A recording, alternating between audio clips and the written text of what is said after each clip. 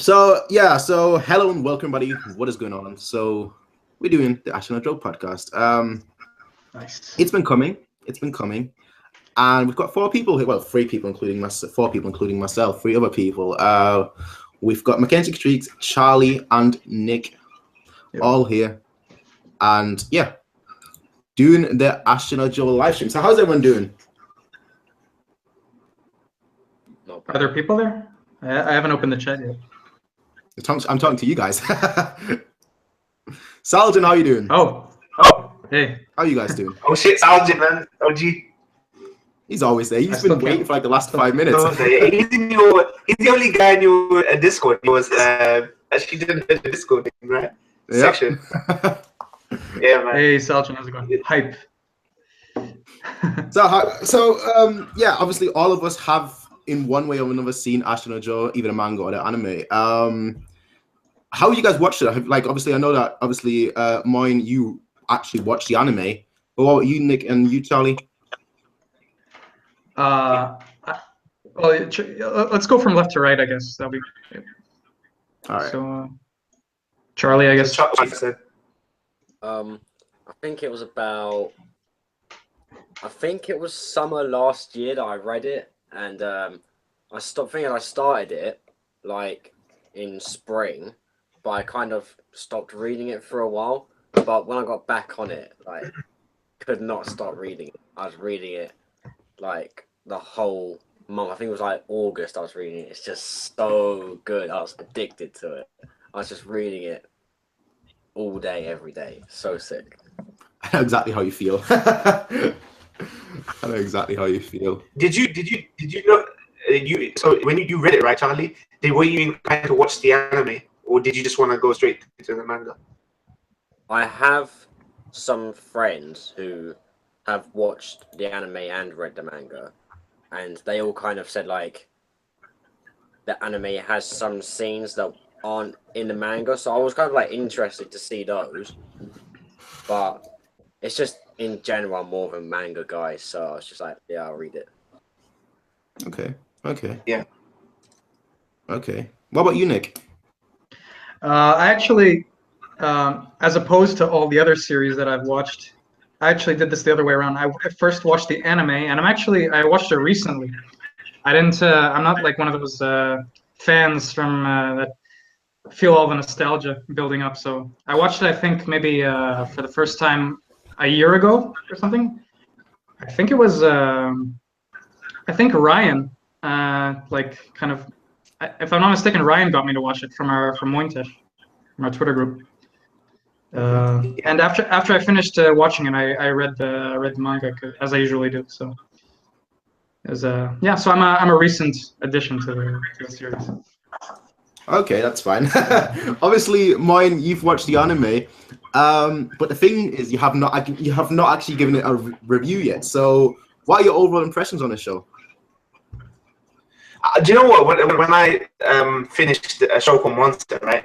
I was like, I asked the same question I always do when I finish shows like that, right? I go, give me something on this level, right? And someone recommended Fabian from Twitter, right? He's another guy, a big fan. He said, watch Shit No Joke, man. Like, it's gonna be that level, if not. Like, I was like, no way in the hell it's gonna be. So I think I may have actually started Joe much later than I actually anticipated. But when I started watching it, I thought, okay, this is decent. Like, the first season, going through the motions. But actually, in the first 7, 8, 9 episodes, I looked at Joe, the character, right? This delinquent freaking character who is actually not really likable. And I thought, fuck, man, like, this is not what I was expecting at all, man, from a show like this. And I think in the first halfway through season 1, I knew this was going to be, like, something amazing, right? And we come off Ippo, right? I couldn't help but make those Ippo comparisons, right? Because Ippo is such a big boxing anime. It's still something that people love, right? People haven't seen Joe.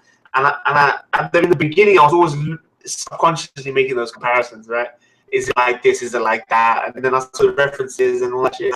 But then I think as a character alone, Joe grew on me. So Joe now is my #1 character in anime. Like, Joe may not be my #1 anime, right? But my favorite character. Oh, wow. That's big praise. Yeah. So I guess by extension, the anime should technically be that, because the whole anime is about that character, right? Yeah. But just as a character, I think he's fucking fascinating. Well, I honestly did not expect that. I mean, Joe for me, he's very high up, but I wouldn't have put him as my personal favorite. For me, he's definitely top 5 though. But now I'm actually gonna go back to what you just mentioned earlier about like the beginning, the first 8-9 episodes or so, or whatnot. You know, where you just go into the show and you're just thinking, is it gonna be where's the boxing? Where's the boxing aspect? You know, this is not really about boxing so far, like the first 10 episodes. Until you really meet Rikishi. So I just wanted to ask you guys, what do you guys think about like the first say 10 episodes of, well, in manga terms, the first, I guess, 20 chapters or so, considering they were not, you know, your typical sports anime and rather just took a different approach to it? I think that's something that Moyne mentions a lot in his reactions, that boxing here is just the setting and it's more about the characters. And this is the kind of show that like hits you unwittingly. Like on the surface, it looks like some. If I were to like come to the show and just like not expecting anything, just someone recommended the show, I'd look at a couple scenes here and there. I'd think it's like some cartoon that they would have aired in like the 70s for kids or something. But then when you get into it, you see the characters and you see it's not exactly what you expected, and it's just it's a breath of fresh air. Okay. What about you, Charlie? I think it's definitely like interesting because you watch like most sports series, like including Hippo as well, and 10 minutes into the first episode, it just throw the sport into your face, and it seems like every character in the verse is obsessed with this sport. Like, I remember, I haven't watched Haikyuu, right, but my brother showed me the first episode, and I noticed that I'm thinking of Moyne right now. In Haikyuu, it seemed that every character is obsessed with volleyball. Hippo, every character is obsessed with boxing. Like, dominates the globe. Being Joe is just like nothing like that. The old guy here and there likes to watch boxing. And I think at first it's more of a setting thing, like what Nick was saying. But I think as it goes on, you start to realize that Joe's life would be completely different if it weren't for boxing. Like, if he stayed working at the corner shop, then, you know, he wouldn't be so like he was towards the end, where he was a bit, you know. It would have turned into a slice of life. Yeah. Well, you see, for me personally, I'm gonna get a lot of flag for this, but the first few episodes, I was, perhaps because I expected, you know, just be thrown into the sports, probably because I've watched so many sports animes, that I just expected, you know, we're gonna go right into the sports, we're gonna go right into the boxing. So I felt like within like the first 3 or 4 episodes almost, we'd be, you know, starting like the boxing and whatnot, and then when it was like episode 20, and that's when it just started, I was like, is this really happening? Like 20 episodes in. But then obviously I got used to the characters so much, I was like, I don't really care. Even if it wasn't a boxing anime, I would have still loved the show. I think it's yeah. I mean, yeah, go ahead. Sorry. Yeah, I'm just gonna quickly say that the first 20 episodes basically go off the rails, right? Them trying to get him straight, right?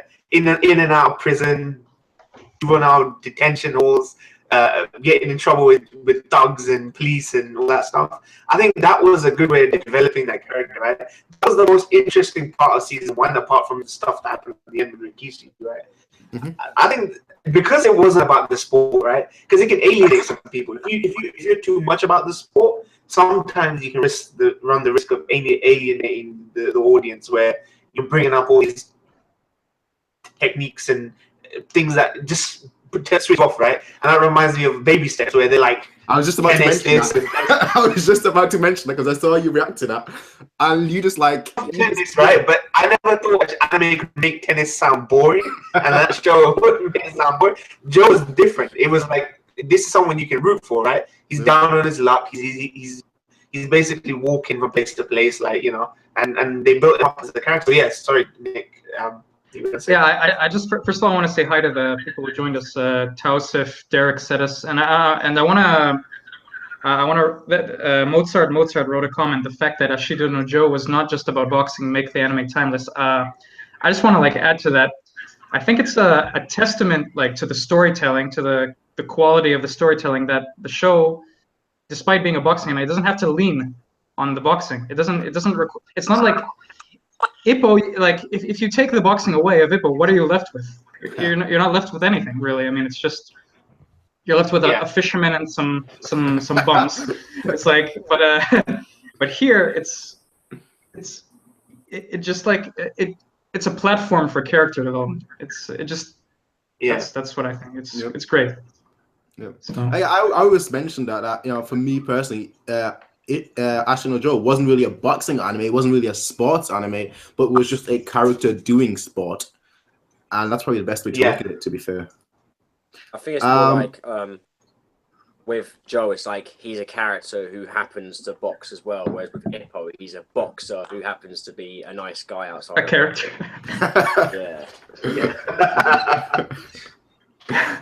Well, all right. Let me ask you guys then the biggest question, because I think that's like the question that when you talk about Ashita no Joe, there's a lot of moments that come to mind. But what's everyone's favorite moment in the show, like in the 2 seasons? Wow, that's tough. I can tell you what it is right now. As soon as you say it, I can tell you what it is. I mean, I assume that anyone who's watching this on YouTube has like read it, because if not, huge spoiler, right? Definitely his death favorite part of the series. That's so sad that I've looked at that panel so many times and just cried. The final scene? Wait, you mean Joe or Rikishi? That iconic scene where we're sitting in the corner. Yeah, he's sitting down. That's too sick. It's too sick. Okay, that's interesting. I knew that was going to be brought up. I knew that scene was going to be mentioned. It's not my personal favorite, in all honesty. It's iconic for sure, but definitely not my favorite. What about you, Moin? My favorite, do you know what? This might not be iconic, but you know when Rikishi was basically dehydrated and starving himself and everything. Mine too. I guess moment was that one episode where they just show, right? Yeah. Basically the depth that he went to do it, and then the shower's all tied up and he's just begging for water. This is like an alpha male, right? Reduced to like a baby begging for water, basically. Then he came to his senses. For me, that was my favorite, because that showed you like how horrific it is, right? When you can show that, you know, just the act of dropping down to a weight class, it's just not easy, right? It's very hard to lose weight. People can gain weight like that, right? I'm sure at some point in our lives we've all come across that, right? But losing that fucking weight is like, it drains your body, man. And that ultimately led to obviously Rikishi's death, right? That much kind of depriving himself of all that. So I thought that was my most memorable moment in the show. A deep berserker. How's it going? Yeah. Well, I'm gonna have to say this. My favorite moment was probably Rikishi. His last scene. Not so much. I mean, obviously the scene with him being dehydrated and trying to lose weight was impactful, because that actually made me root for Rikishi in that particular fight. But then the ending is just how he essentially lived his life and then ultimately died. I mean, when he goes for that handshake and then falls, that's me. It's probably because I didn't expect that to happen. Like with Joe, you could kind of see that happen. You can kind of see that leading up to it. But with Rikishi, I thought, you know what, he's going to be fine. He's going to, you know, he's going to be there. He's going to be the rival, and Joe then has to aspire to ultimately beat him like the second season. But nope, he just vanished. Yeah. He just died. Hits me every time. For me, like both of you, it's probably the same for me. The point where he's like, you know, he's going through all this dehydration. He's broken down to his base animal instincts that he needs this to survive, he needs that to survive. But then Yoko comes in with the salvation, and like he rejects it. He remembers who he is, what he's doing, why he's doing it. That for me was just it's a beautiful scene. Probably second. You know, I compared that. Yeah, I just want to compared that scene to Ippo, right? The Takamura, like really going through the. Yeah. I found the obviously Rikishi one a lot more shocking. Not shocking, but more unsettling, basically. Yes. Yeah. Sorry. I think a second to that, if I had to choose like a really close one for me, it would probably be the scene between. I'm probably going against the grain here. I don't know how many people like the scene, but probably for me, Youngbi Kim in the restaurant. Yeah, I was hoping you would bring that up. I think that, like, first of all, where you get his backstory, but then after this whole entire tragic backstory, the response is not as the response from Joe is not as humble as you would expect. So that kind of that for me was probably my second favorite. That was probably the darkest moment of the show, and that's kind of scary considering that this show has a lot of dark, well, not dark per se, but a lot of people die, or a lot of people dreams are shattered and broken. But that was probably the most, just like the biggest WTF moment of the show. Yeah. Given honourable mention. Good honourable mentions. I'm not saying it's my favourite scene or it's anywhere near like Joe's death or Rikishi's or anything like that, but I really like the scene. Don't know if you remember it. It's in season 1. If you're talking about the anime, they're having like this big party at the like original boxing gym, and Dante's doing like a face on his belly, and he's like dancing around. Oh yeah. That was like the most like wholesome scene in the whole. I remember that. Yeah. To see that. Even though it's funny to say that out loud, but I really like that scene. There is one scene I remember from the first Ashita no Joe season after episode 54 that wasn't included in part 2. I don't. Moin, is it okay if I mention this? Because I don't know if you're gonna ever watch that, like those episodes. I think I know yours. Can I? You know the part where Joe, where after what Carlos after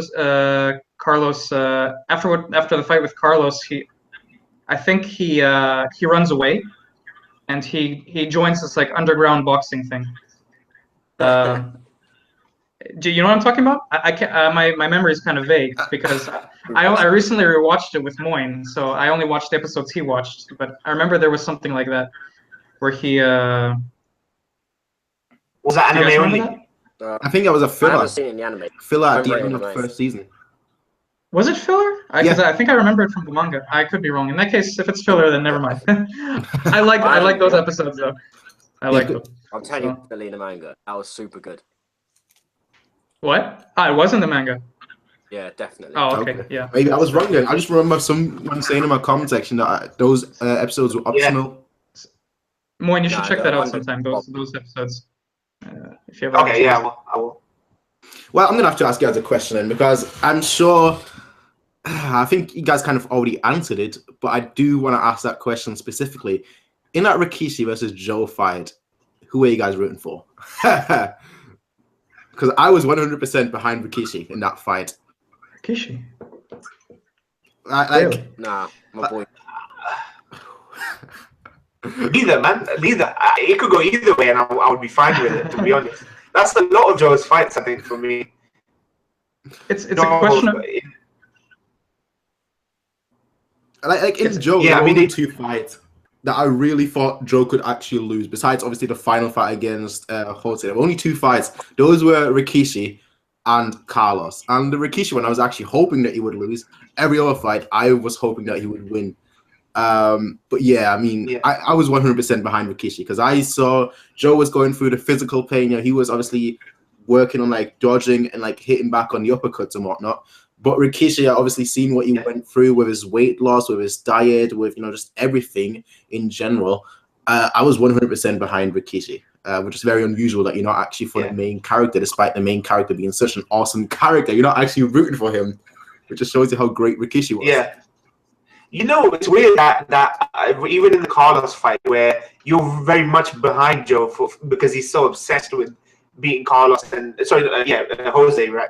Actually, Jose, and then with Carlos is like he's so lovable, right? Likeable. In the beginning, he's kind of cocky, but then you find out that their backgrounds aren't very similar. They both came from poverty, streets, all that kind of thing, humble backgrounds, right? I remember in the early part of the show that Joe didn't like people who were rich or privileged or that kind of thing, so he made that connection with Carlos. I think in the Carlos fight. Like I said, man, it could go either way. That for once in my life, I was like, this could go either way, and I don't even care. Because these characters are so compelling. I'm more interested in their out of the ring antics than I am in what they're doing in the ring. Right? I think for me, it's like when you choose your personal preference, it depends on the person watching the series. I mean, it's always the dilemma between rooting for the underdog versus the upstanding righteous man with all the morals and the family and I personally go for the latter. So Rikishi all the way. Okay. Yeah, I liked Rikishi. Obviously, he's a cool character, but Joe just. There's no way. I didn't root against Joe once in the whole series. Like, didn't even cross my mind. Joe is just too good for me to not root for him. I just love Joe. The charisma. I just couldn't not root for him, even against Rikishi. I was like cheering on Joe the whole time. Yeah. Okay. That's fair. Like I said, it's personal preference, considering both characters are so good. So, yeah, exactly. Yeah.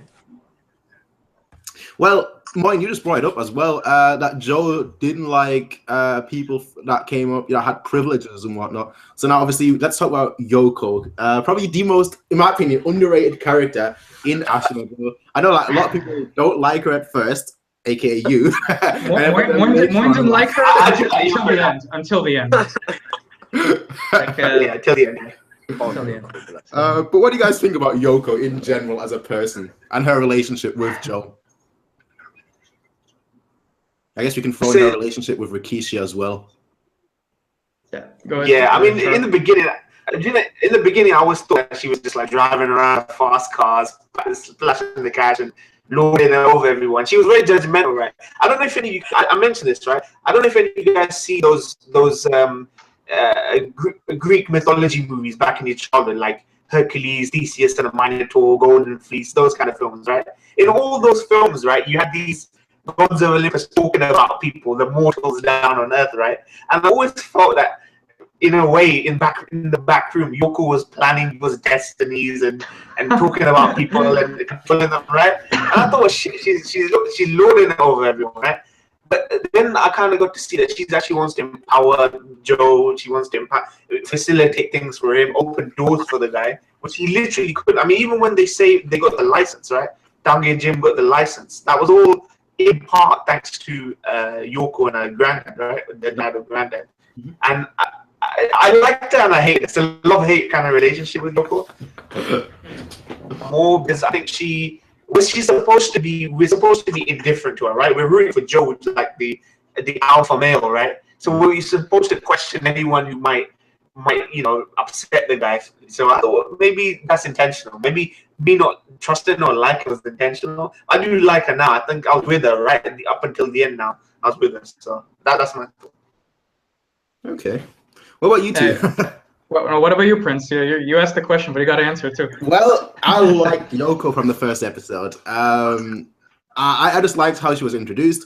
I obviously liked her relationship with Joe, and then obviously her relationship with Rikishi. And obviously after Rikishi, I even liked her relationship even more with Joe. That one scene where she meets after Rikishi's death, where she actually meets Joe in like the club or whatnot. And like Joe, he's just, he's then just leaving. And she's like, you need to get back to your normal. You need to get back to your normal self. She was always there to support Joe. I feel like from like the very first episode, and I feel like she just did it in her own way, which she thought was for the best. So I like it. I liked her from the very beginning. So that's just my thoughts on Yoko. I have actually something to say about what you mentioned. That you mentioned that she was always there to support Joe. But I think like people, if you watch the second season very carefully, there's a subtle shift in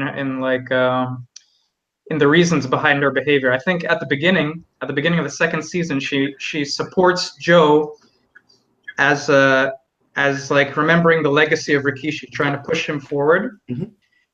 But during the season, if you notice, there's certain cues where you can notice that she has a subtle shift, and she unconsciously starts doing it because of her care for Joe and not for Rikishi anymore. Yeah. So I think that's like her character got some of the best developments in the whole series. Probably maybe like top 5 character development. So I like Yoko a lot. What about you, Charlie? She's privileged though. She's nothing wrong with that. Nothing wrong. She could tone it down a bit. Yeah. The fancy cars and I say it's kind of, my opinion is kind of a mixture between the first two answers. Like Moyne, when I first met her, I was like, this woman's just, you know, driving fancy cars, you know, chauffeurs, and she's got a nice house and stuff like that, right? It was kind of like how I think Moyne and myself kind of reacted the same way, as a similar way to how Joe did when he first met her. Like, he was really angry, told her to go away and stuff like that, right? But I did also feel like he was a bit harsh on her, especially like in the scene where Joe goes to court and Yoko's just standing there, he starts shouting at her and stuff. So although I understand where he was coming from, I felt sort of the same way. I never hated her like Joe did, but he definitely grew on me as the series went on. I didn't hate her because I thought she was a bad character, right? I just hated her because I felt like we were supposed to, and it was a good thing. Okay. Yeah, she definitely became more likable towards the end. Like, she became a more sincere person, because although she comes across as also like, oh, I'm a rich girl, but I'm actually really nice. I feel like she was also a little bit, I don't know what I'm looking for. I felt she looked down at people a little bit in the beginning, even if she didn't mean to. I kind of get that vibe from her. So I didn't like her at first, but she came all right as a series one. She definitely did have good development and stuff, especially right towards the end, like last few volumes. She was pretty cool. I think, like, despite her behavior, her intentions are like what redeemed her for me. She always had good intentions, and Sure. sometimes not the best way to go about applying them, but you know, it's what. What did you guys think of her? Like, right when we actually started to like her, like we were like, I'm starting to like her. She got rejected by Joe in the manner, right? What did you guys think of that, Prince? What did you think of that? I want to ask because I never saw that. I don't think she got rejected. What do you think of that? Well, honestly, I think we all saw it coming. I don't think nobody expected Joe to be like, you know what? I'm gonna listen to you. We're gonna go out of here. I'm gonna stop this fight. Like, the second she mentioned, please don't fight, I'm in love with you, I was like, too late. Like, too late. Too late. Yep. Like, I feel like that one episode where like they're all in like the woods and what, like Joe and Dampe are in the woods and just like training in secret and whatnot. Like, she tries to actually meet them. I felt like that's when she actually wanted to tell Joe that she liked him. Obviously, a lot of us, I think all of us actually thought that she was going to tell him about, or Dampe about him being potentially punch drunk. But I felt like, looking back at it, I felt like that maybe she was there to actually tell him that she's in love with him as well. Like, both of these things. And if she said it back then, I think that maybe, just maybe, Joe would have maybe not fought. But I think it was already too late at that point, or even too late at the point in the woods. Too little, too late. Yeah, probably like around the Kim fight. If that happened, you know, around that time, if she told him around that time that, you know, I love you, please stop fighting, I don't want to see you get hurt or something like that.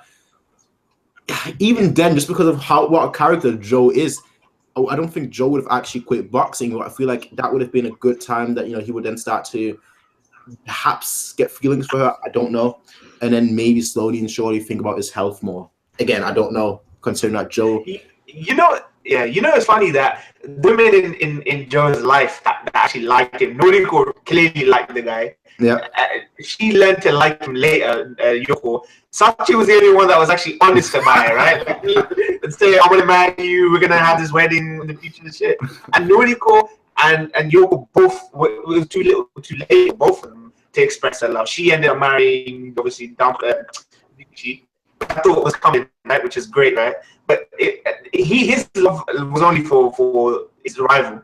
Honestly, I mean, whenever he used to talk about it, he was never more alive than he was talking about Rikishi or Carlos or Jose, right?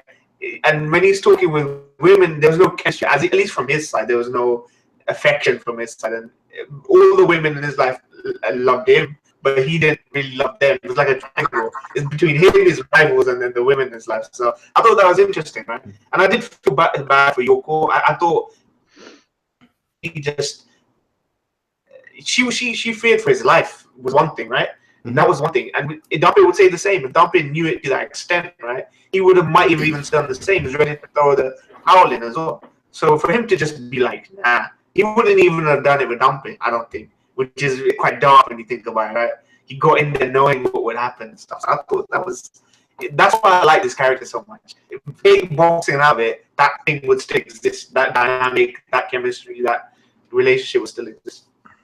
Okay. I think I want to mention something that Derek wrote in the comments. He says she just didn't know how to do it. Like she didn't know how to apply her intentions. What I mentioned before. I think she was because she lived such a sheltered life. She didn't know how to behave in society. So, like, if it was just one-sided, maybe Joe could have accepted it. But if you look at it, on the other hand, Joe also doesn't know how to behave in society. He came from the other side of the spectrum. He's like this lone wolf character, and when you put two of them together from both extremes, it's not going to work out, even when it's too late. So. Well, do you think that if she was a boxer and she was in the ring fighting against Joe, that Joe would he'd knock her out? Like. Yeah. Well, Moin, you kind of brought that up like earlier just now about Dampé not knowing about Joe's condition. Now, after I finished the show, I was actually thinking about it, and I was thinking, was it right for Joe not to tell Dampé about what was going on? About him being potentially punch drunk. Well, he knew that he was punch drunk, so about him being punch drunk. Because I feel like he should have told Dampé, in all honesty. I think Dampé would have tried to stop him, but ultimately Joe, I think, would have still pursued and continued and persisted on that fight. But I still feel that he should have actually told Dampé. I think it's what people say with suicide, right? You're selfish, right? You're thinking about the people who love you, right? The people that really care for you. But I don't actually think that Joe knew he was going to die. You can differ on that, right? I think Joe thought that he'd lived through it, but something would happen to him, like being punched drunk or disabled or something. I'm not entirely sure that Joe went in knowing that he would die, though. I think he was thinking he'd still be around, so I don't think it played on his mind as much. But then some people say that during the match he kind of knew, right? All the way back to Nordic talking about white ash, right? And he felt death coming on, but that could mean anything. That was a metaphor for any number of things, right? Okay. So I feel as though, was it right? Was it wrong? I think he should have. That relationship between Dampé is like a dad to him, basically. He didn't know his own dad, so I think he should have told him. But everyone knew this was Joe. Joe was gonna make that decision. I think Dampé knew his adopted son well enough that he knew this was the course of action that he would have taken. So I think he'd make peace with it. But I think he should have. Okay. What about you, Charlie? Do you think that he should have told Dampé? Well, obviously, his life is more important than being a boxing champion, right? So from that point of view, he definitely should have told him. But I think you have to put yourself in Joe's shoes. If you were like obsessed with boxing and you were this close to having a world title shot, would you tell your coach, "Hey, I'm punch drunk, I can't box anymore," when like the one thing you want in life is like within your grasp? I think it goes beyond. Do it. Yeah. I think it goes beyond that. I mean, when you say Joe is obsessed with boxing, Joe is boxing. He defines himself through that. Like at this stage already, he's not. It's not even an obsession anymore. I mean, it's his life. So taking that away from him, he's left with not much really. Go crawling on the streets or something like that. Something even more dangerous, probably. Right. So. Yeah. Well, what do you guys think about the fact that what I found darker about the Jose versus Joe fight and the Rikishi versus Joe fight was that Joe died and he lost. Yeah. Yeah. He didn't win and die. He not only died, but he freaking lost. But obviously he wasn't conscious. Did he lose? Yeah, he did. Yeah, I know what you mean. But he lost some points, right? Yeah. And I thought that was dark. I don't think many people brought that up or talked to that. It was kind of beautiful, but really like tragic in the sense that he lost. Rikishi. For me personally, it all goes back to like when Joe said like he doesn't actually want to become like after the Smiley fight, he said, "I don't actually want to become the champion. I just want to fight the champion." So ultimately, to him, it didn't really matter whether he won or not. So I feel like that's perhaps the good, that's perhaps like the difference between that match and the match against Rikishi, where against the Rikishi, he actually wanted to win. Whereas against Jose, he just wanted to fight the champion. He just wanted to fight the strongest man. I guess so. I thought it was extra challenge. It's like rubbing salt in the wound, right? He closes his eyes and he lost. Well, I think I'm a like, yeah. Go ahead. Sorry. If he'd lived through the fight and he'd still lost, I think it would have been in the back of his head. You know, I can fight him again, but this time I want to beat him. So I think he'd always want better for himself. So eventually, I think he would have wanted to become champion. Okay. I'm of the persuasion that Joe won the fight. I mean, okay, let's say points aside. If you look at what he did to Jose after that, Jose came out of that broken. He never boxed again. Okay. And this is he basically gave to Jose what either Jose or Joe gave to Carlos previously. Yep. He gave it in turn. So for me, Joe won that fight. He burned his flame to the end. He had the best match of his life. He reached like the pinnacle of the sport. What else is there? Yeah. I mean, it's. Well, I have to ask you guys a question then. Do you think that Joe died? Did he actually die? Yeah. Doesn't matter. It wouldn't have been as impactful if he didn't. I don't know if it matters really. I mean, it's he lived his life to the fullest, all the way to the end. So, okay, he could go on living. He could marry Yoko. He could have kids, but he'd obviously never box again because after that they discovered his. Let's say the series continues. Everyone knows that he's punch drunk, so obviously he wouldn't box again. But I don't know. For me, it doesn't really. I think thematically he was seeing Rikishi in his mind, right? The show and the flag on all of his opponents, basically. All his opponents left the ring in a really fucked up way, like either dead or punch drunk or the Grim Reaper. Yeah, so I think thematically, if he did die, which I think he did, it makes it cohesive. It makes it a whole, right? That's the way he exited the ring, right? There's no walking into the sunset, right? Away from that ring, man. At the end of your career, so I think he died, but I think they even mentioned that a couple times in the series, like that. There's no silver lining for us, for we who live in this profession. It's to the end. So exactly. We don't deserve to have the good life, to get married, to I'll say that to Jose. Joe's not that type of guy. You can't imagine him with family and kids and going to work and dropping off his kids. I can't imagine that exactly but it's go ahead. The children they get on with the kids.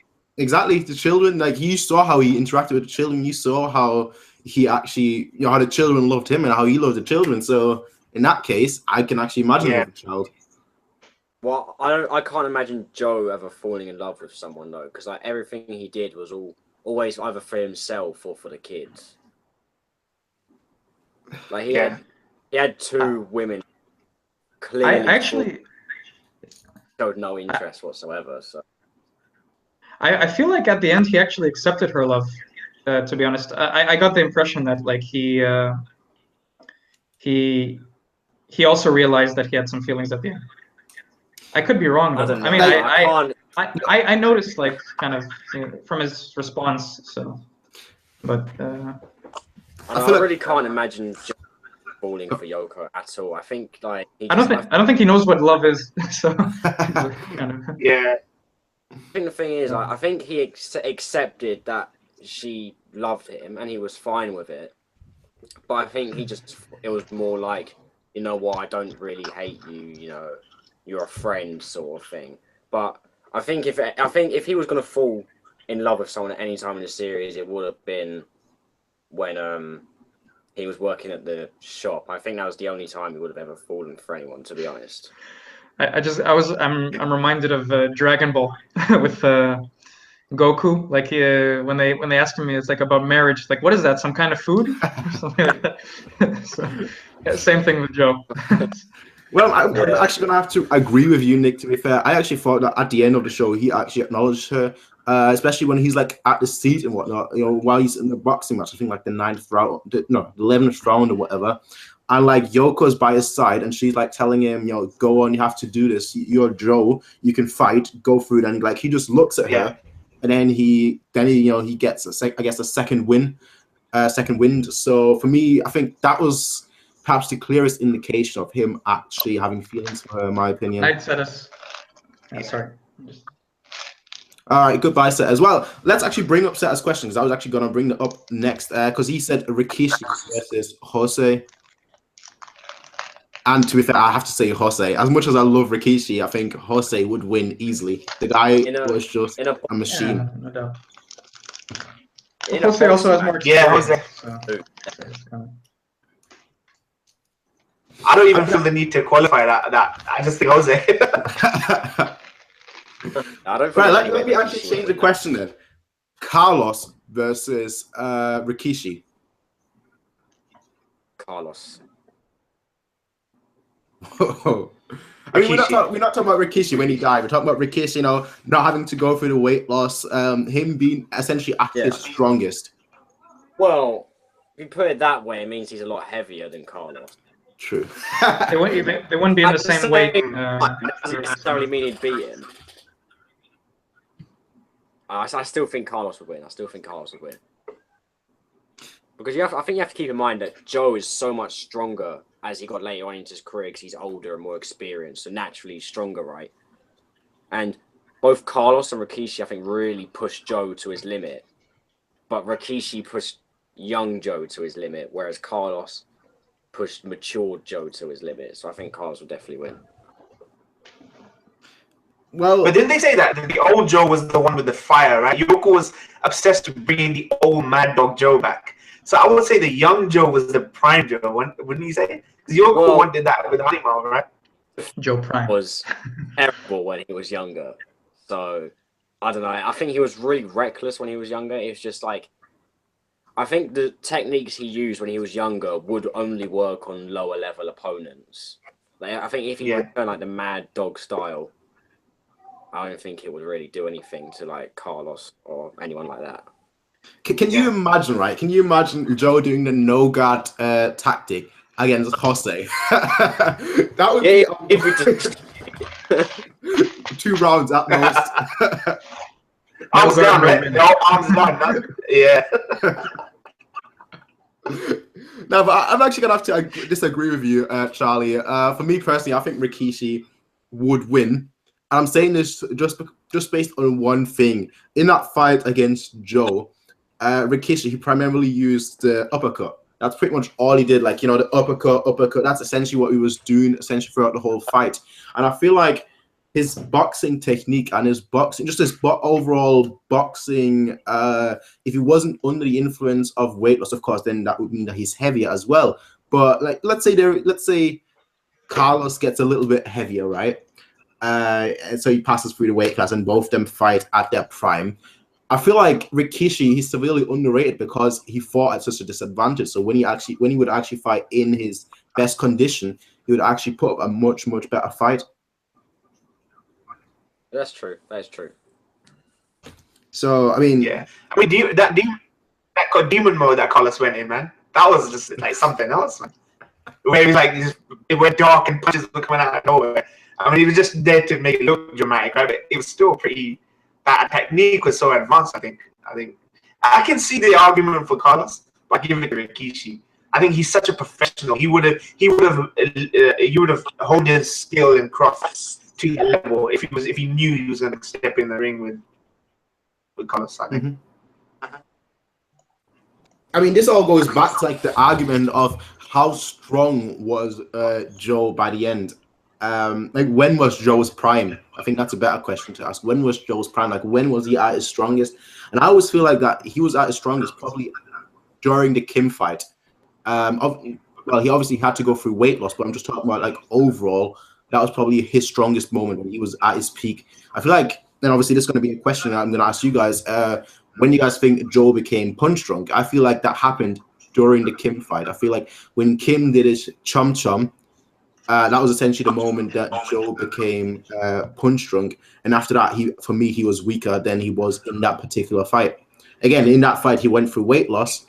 It went through very harsh weight loss. But I feel like technique-wise and just like ability-wise and just like mentally, that was when he was at his strongest. And so based on that, I would say that him against Carlos, him against Rikishi, you have to factor that in that for me, that was his strongest point. Whereas the Carlos fight, I feel like that's where he was close to his maximum.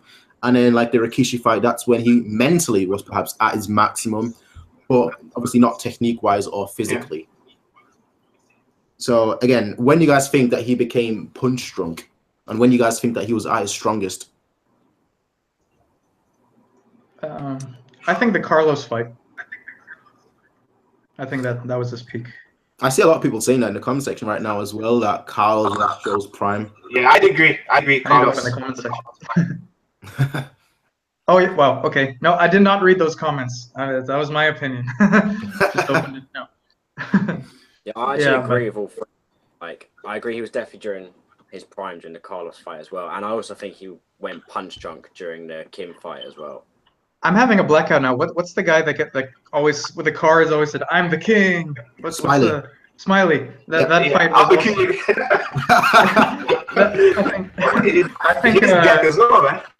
I think. Yeah, he also. Yeah. So I think that was also like a second peak, like of a different a different type for him, I guess. For Joe. Go on. Yeah, sorry. Here's a question: If Young B Kim had bugged out, like lost his mind right in the ring, do you think he would have won? Yeah. Yeah. Absolutely. I think so. Like Kim was just obviously Joe was going for like the weight loss and whatnot, but Kim was just such a smart, calculated boxer. Joe was obviously freaked out and whatnot, by his backstory and obviously what he was going through. So mentally he wasn't at his peak. I think that's what I'm saying. Mentally he was perhaps at his peak during the Carlos fight or whatnot. But like I honestly feel like that Kim would have won that fight. Kim probably would have given even Jose a good fight just because of how calm he is, which is not something that many boxers have. A lot of boxers are just very hot-blooded, very stubborn, very aggressive. Basically Joe. A lot of boxers are like Joe, let's be totally honest here. And Kim, he was just the total opposite. Actually, you know what? He may have been is Smiley killer? Really? During the Harimau fight. Because I think from a writing point, because obviously we kind of look at it as which boxer made him punch drunk. But I think if you're looking at it from the point of view of the author, like he was kind of flying high before that fight. He'd gone really famous and he was starting to get more money and stuff. So I think kind of makes sense for there to be this massive drop right after he's up here. He suddenly goes down here right after that fight. And obviously, he kept getting hit during that fight because Harry Mau's like the weirdest boxer in the whole series. The moves that guy was doing, no, you can't do those moves in boxing. Definitely not. You do that in the real boxing, man. There are two types of boxers you never mess with. One, you don't mess with people with PTSD. Punisher taught me that. Two, don't mess with boxers who are driven by chocolate. Those are people you stay away with. It's more like a Street Fighter match. That was. Yeah. All he needs now is discharge electricity somehow. Yeah. Like Blanca or something. Yeah, Blanca. Yeah. Well, all right. Let's go back to that question then. Just to kind of ask you guys then, when do you think that Joe at his peak could have actually? Well, you guys said that Joe at his peak was against Carlos. Do you think that Joe could actually win against Jose at his peak then? No.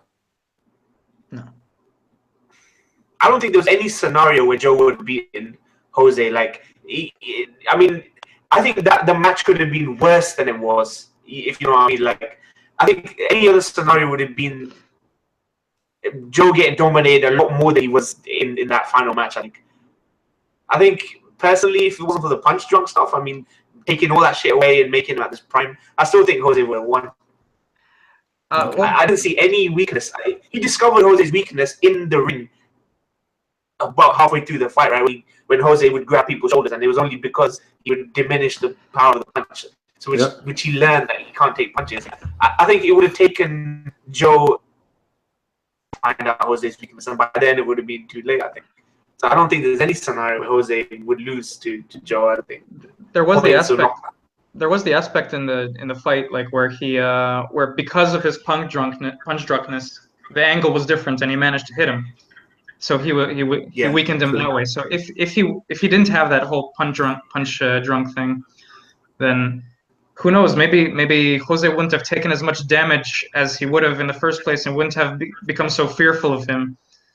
You know, but we'll never know. We'll never know. Like so it's only speculation. Well, I actually kind of find it interesting. There was Redditor right now on the comment section wrote that I actually think that Joe would definitely win if he was at his peak because of his willpower. And obviously that contradicts Isn't that always the case for anime, right? It's second to Nakama power, you know, like that's... Well, you've got Nakama power because obviously Yoko was there. Yeah. And obviously Carlos was there as well, so you could say that that's the Nakama power up. But yeah, like I personally feel, obviously you brought up that he only really was able to hit Jose because of his punch drunkenness, but I actually feel that he could have had a much better chance because Joe rarely ever goes down. So you know, I feel like, could you say that perhaps he was more resilient in that fight because he knew that he was already punch drunk and he just wanted it to be his last fight? Perhaps, but I feel like Joe wouldn't have gone down in that fight anyway. I think like he would have actually hung on the way he did in that fight, despite perhaps not being punch drunk in his prime. But do you think there was another crucial piece of that puzzle? Because he found out just before the fight that he didn't cause Carlos's cranium injury, right? That was a crucial piece of information. He felt guilty himself, right? Because the newspapers were saying that the reason he lost is because he was punch drunk from his fight against Carlos. But then he found out that no, you're not the reason. Do you think that crucial piece of information changed the outcome of that match? Was more driven or less driven in that fight? What would you think it was? Like, how did that motivate? What was the? Can you repeat the question? I didn't hear you. Yeah, you know, like that piece of information, you find out that Joe wasn't responsible for the head injuries that Carlos had, right? But Joe felt guilty because the tabloids were all saying that he only lost to Carlos because he was damaged from Joe's fight. You think that piece of information changed things when he went into the Jose fight?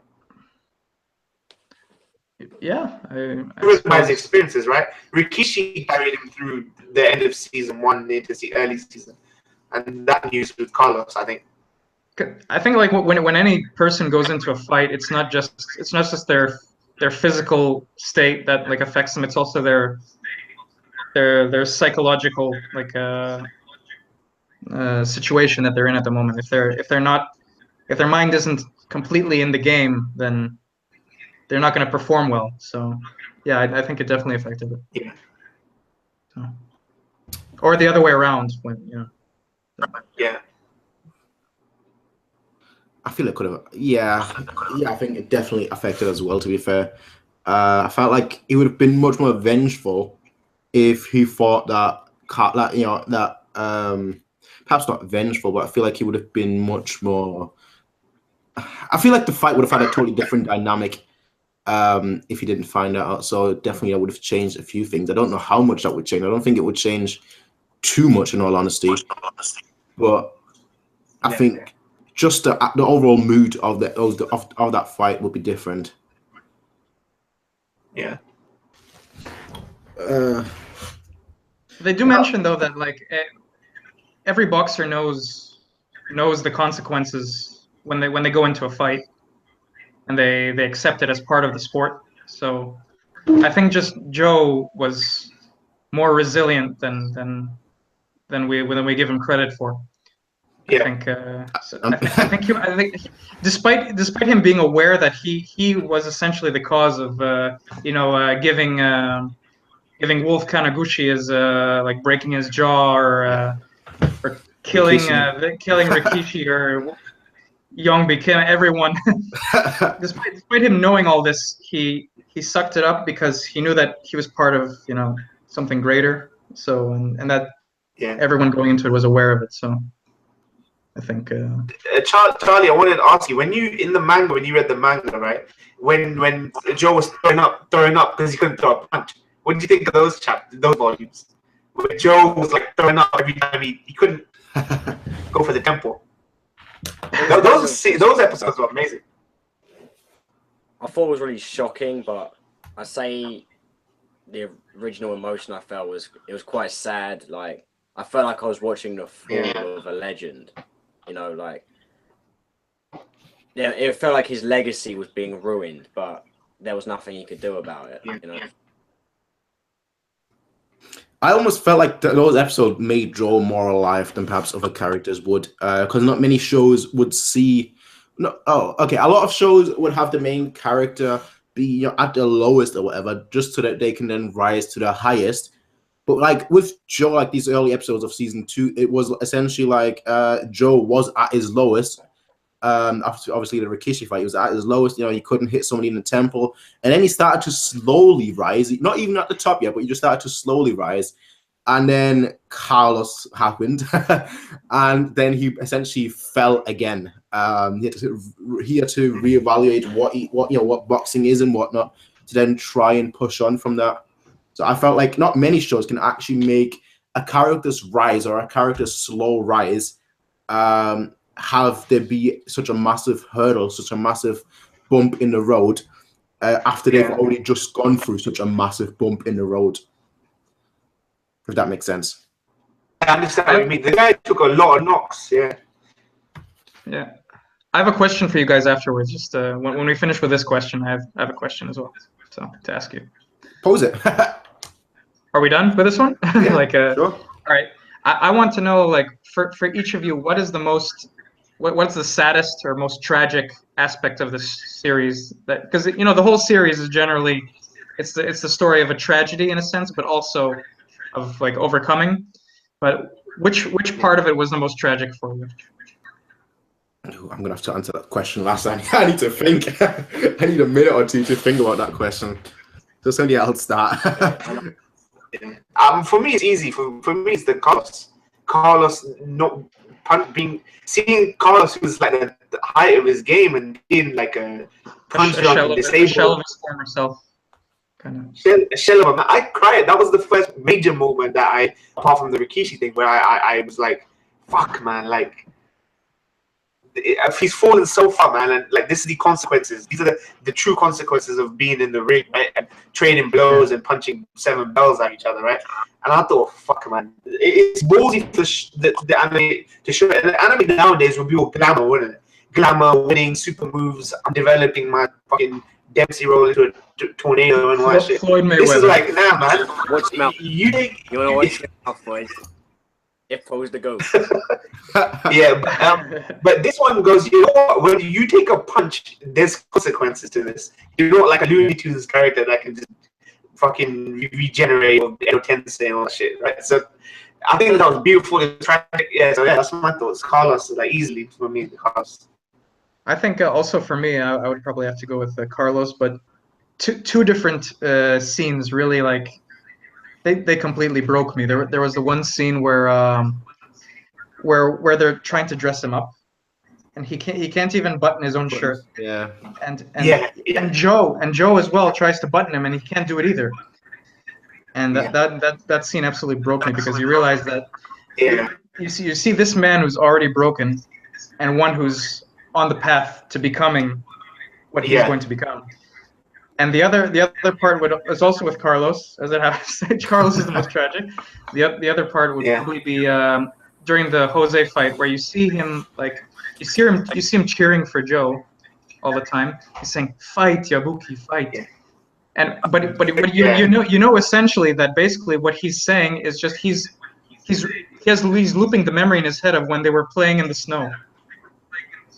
Yeah. So he's like, that episode's beautiful as well. It's so. Yeah. those parts hit me the hardest, I think. What about you, Charlie?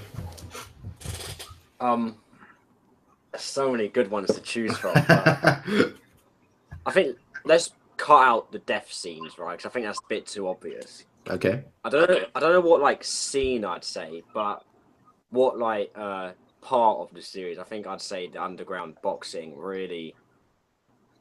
When I first saw that, I was so really hard. I felt like it was like my friend or my idol had just become this like loser.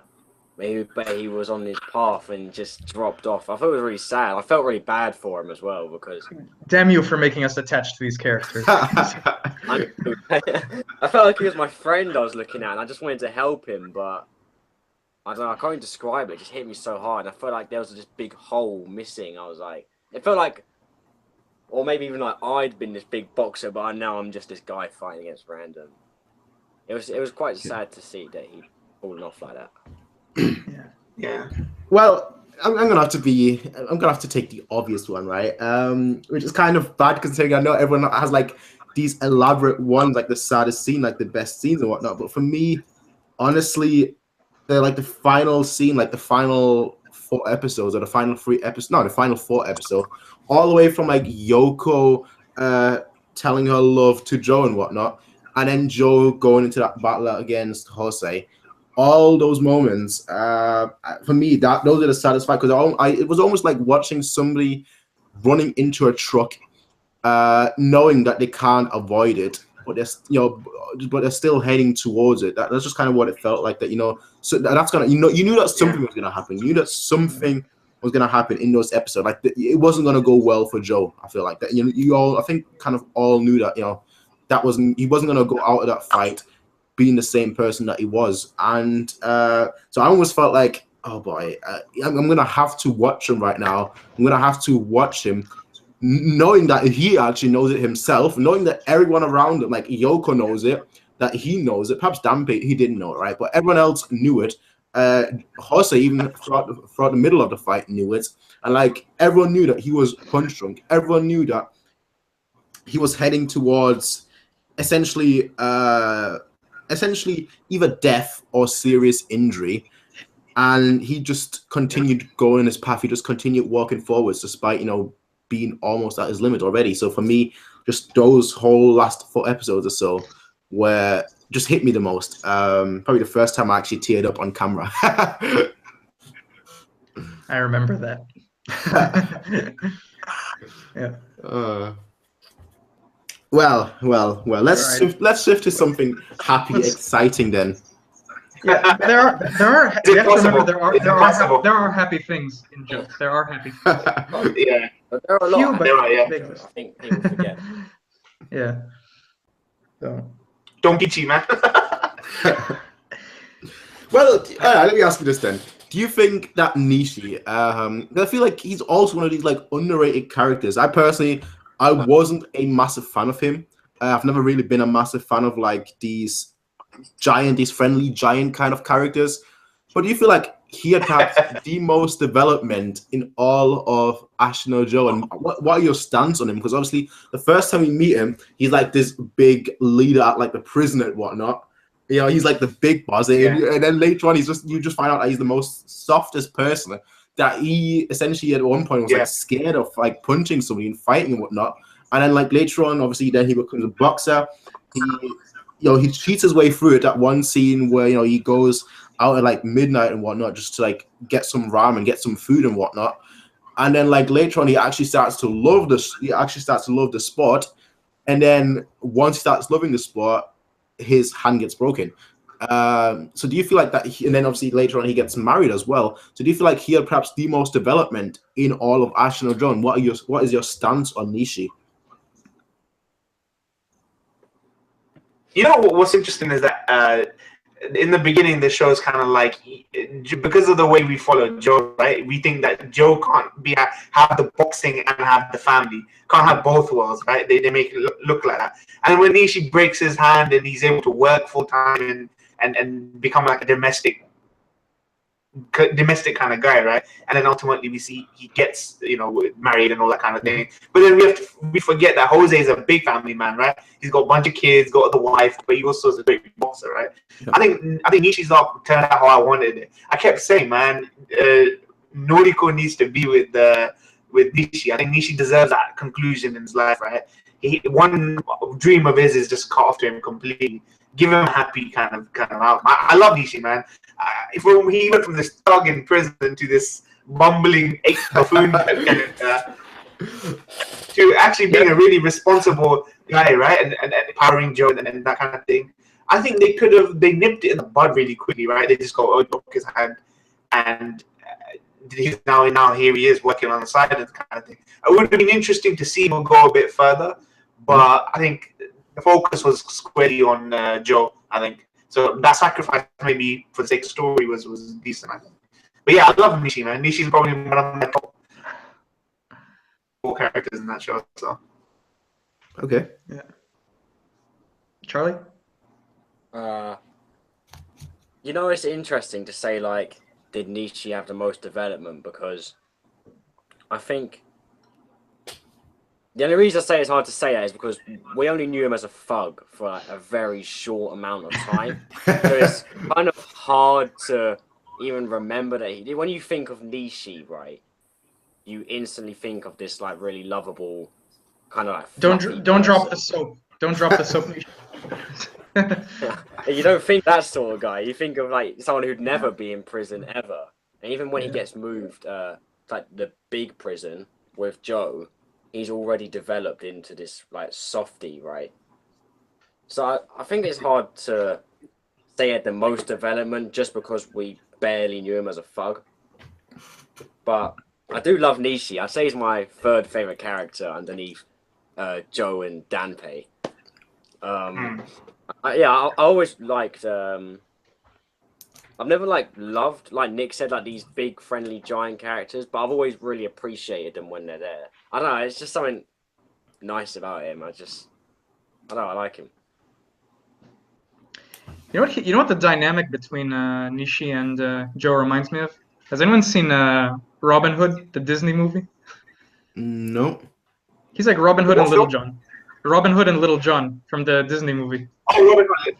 Yeah. The big bear and the fox. It's kind of same similar dynamic, you know. Berserker in the comment section mentioned George and Lenny, and I can definitely see that resemblance. Not be George and Robin, George. Yeah. Oh yeah, you mean of Mice and Men? Of Mice and right? Men, yeah. Yeah. Mice and Men, yeah. Yeah. So. Yeah, I suppose that works. He's kind of. Well, I mean, Charlie, you kind of brought it up. Top Cat as well. Top Cat and his little purple cat buddy. Yeah. But once you actually start thinking about it, like Nishi and Joe's relationship kind of reminds you like a lot of different shows, to be fair. Yeah. Archetypes, basically. Pretty much, yeah. But Charlie kind of mentioned that just then, like I think Joe is like the first one, like the progenitor of the archetypes.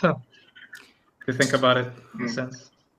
I'm sure like a lot of characters were based on their dynamic, like a lot of relationships. That all depends. How famous is Joe in the West? It's very famous actually. It was Moyne wasn't sure if they ever got a dub, but you know it was actually the show was marketed to the West as Champion Joe or Rocky Joe, kind of like because it feels very Western. So it was promoted as like, you know, kind of a character which is similar to Rocky Balboa or Rocky Marciano or something. So yeah, it was popular. So. Okay. Well, interesting. And I'm gonna have to look at other shows. Little tidbit. Yeah. But anyway, what we're saying just then, Charlie, you mentioned about your top 3 characters. I'm gonna ask you all a question, and I'm gonna answer this question last, considering I have to actually think about it. What is everyone's top 5 characters in Joe? Which I think is probably going to be a very difficult question to answer, considering that there's so many great characters. I didn't get ready for this. No. Well, top 3 or number 1? Top 5. Top 5. Okay. See, I think everyone's going to need some time to think about this. I think I know my number 1. I think that's pretty much guaranteed. I know my number 2 as well, and my number 3. But after number 3, it becomes very difficult for me. So that's why whenever one of you guys is ready to answer that question, I right. think I have my top 5. Top 3 is set in stone.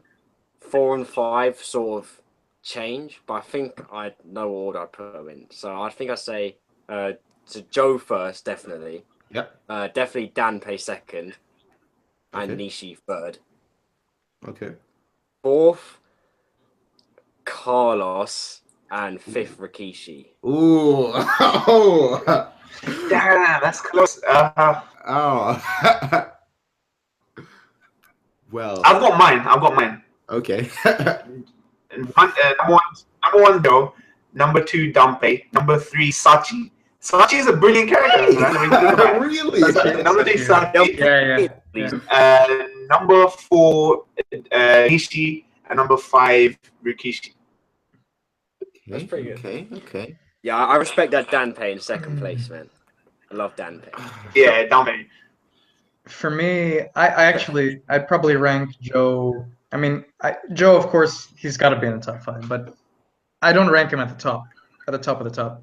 Hey, I'd say for me. Careful about what you say. I know. No, he's in the top 5, but he's not number 1. For me, number 1 would probably have to be Rikishi. Okay. Number 2 would probably be Jose Mendoza. Okay. Number 3 for me would be Carlos, and then afterwards Joe. Okay. I know it's a strange opinion. I know it's a strange opinion, but it's everyone resonates with characters for different reasons. Yeah, I can understand if Joe would be 1. I can easily understand. Yeah. Charlie's getting pissed. I'm sorry for that, Charlie. I put the top 3. all right. No, I'm gonna change it up a bit. I'd say the top 4 for me are roughly equal. Okay. They're equal for me because I love them all for different reasons. Okay. Number 5, Gondo. You see, he is a good one. He is a good one. I like Gondo. I just like his character. He's the kind of the Yakuza brute that they added just for kicks. Yeah. So. Yeah, I like that. I like that character. Yeah, he's a good character. Yeah. So he's number 5. Joe fights against him and whatnot in the ring and like against his goons. That was such a great episode. And then like he obviously says, Joe, I think you there's no way I could have gotten stronger. Perhaps you've gotten weaker. For me, that spelled the end for that spelled the end for Joe. That was like, okay, something's up with him. But yeah, I'm gonna give you guys my top 5, and I'm pretty sure you guys have all left out one character. I'm actually disappointed that you guys left out. So number 1, Joe. If this was just season 1, I would have said Rikishi, but just overall the 2 seasons, I'm gonna say Joe. Number 2, Rikishi. Number 3, Carlos. Number 4, Danpei, and number 5, Yoko. Knew it. Yoko's actually a really well-written character. Probably one of the better written characters in that show. Yep. I can't believe you guys left Yoko out, considering she's such a main character, and she's such, in my opinion, such an awesome character. Yeah. Prince satisfying the SJWs in our comment section.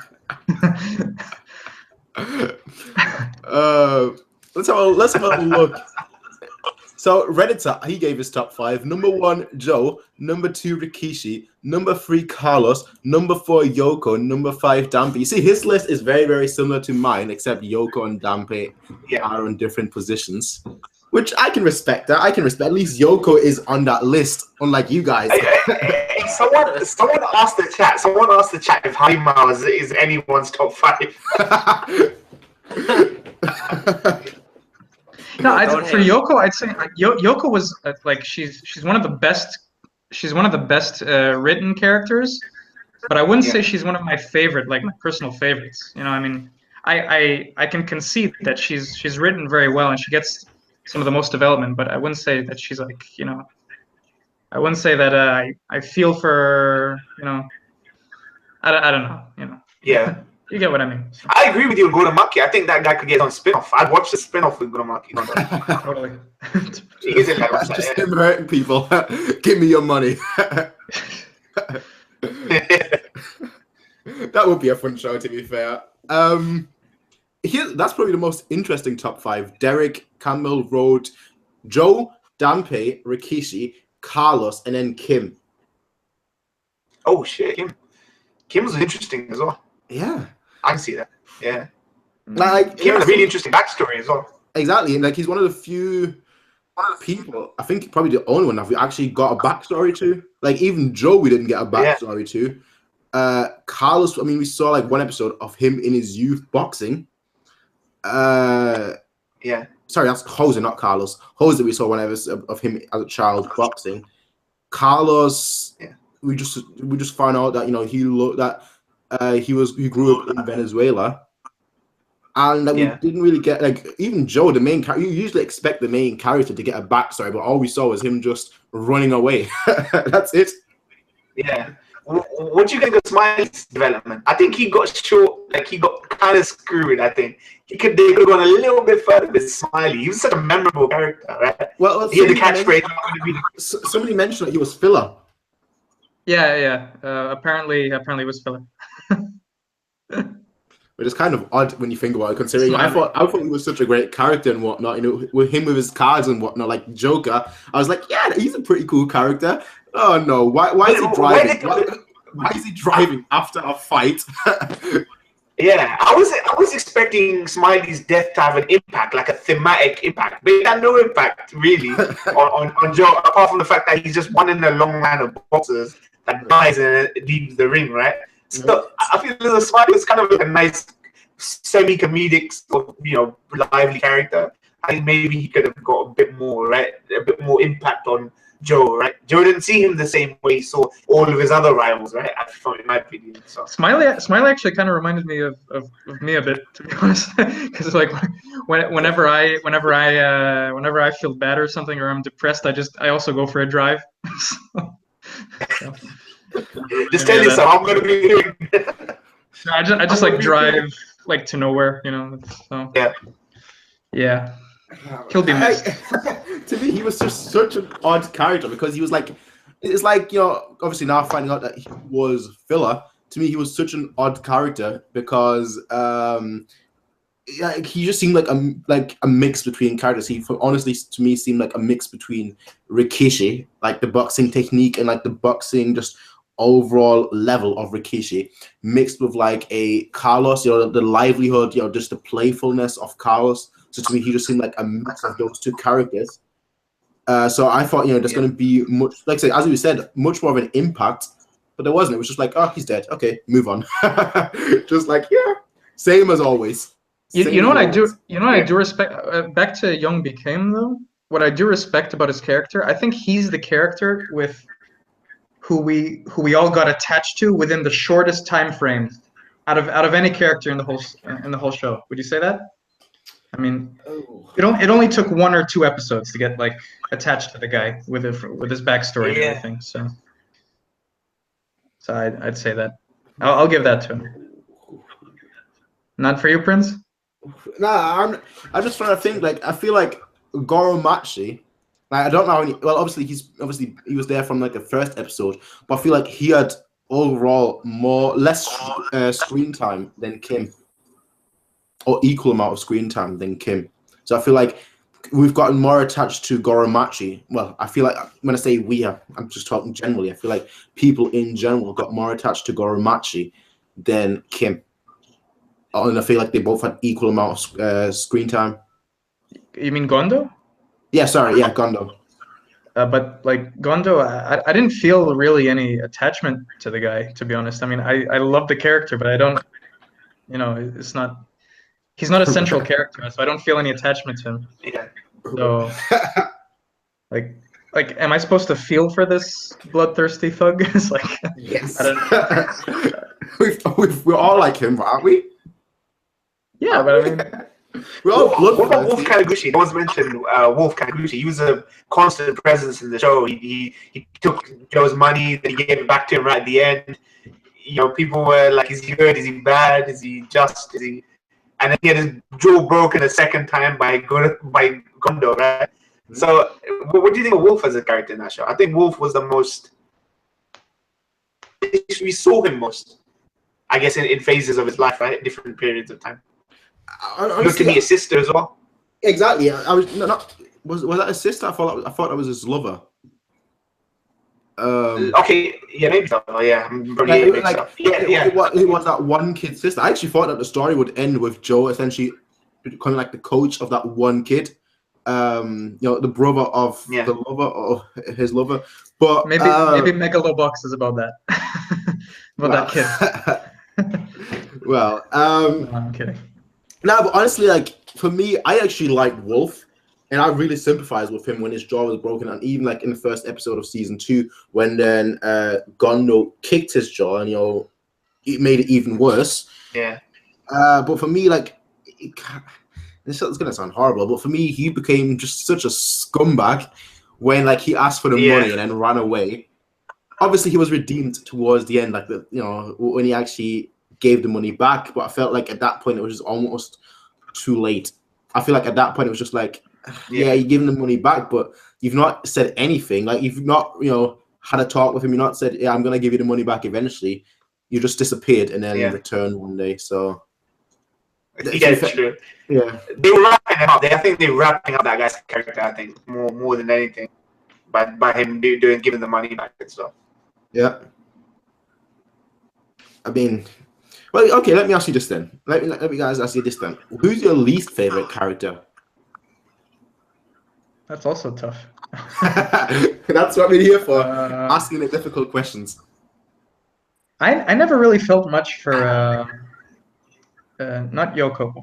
Blackout. Shit. The other chick. Oh my god.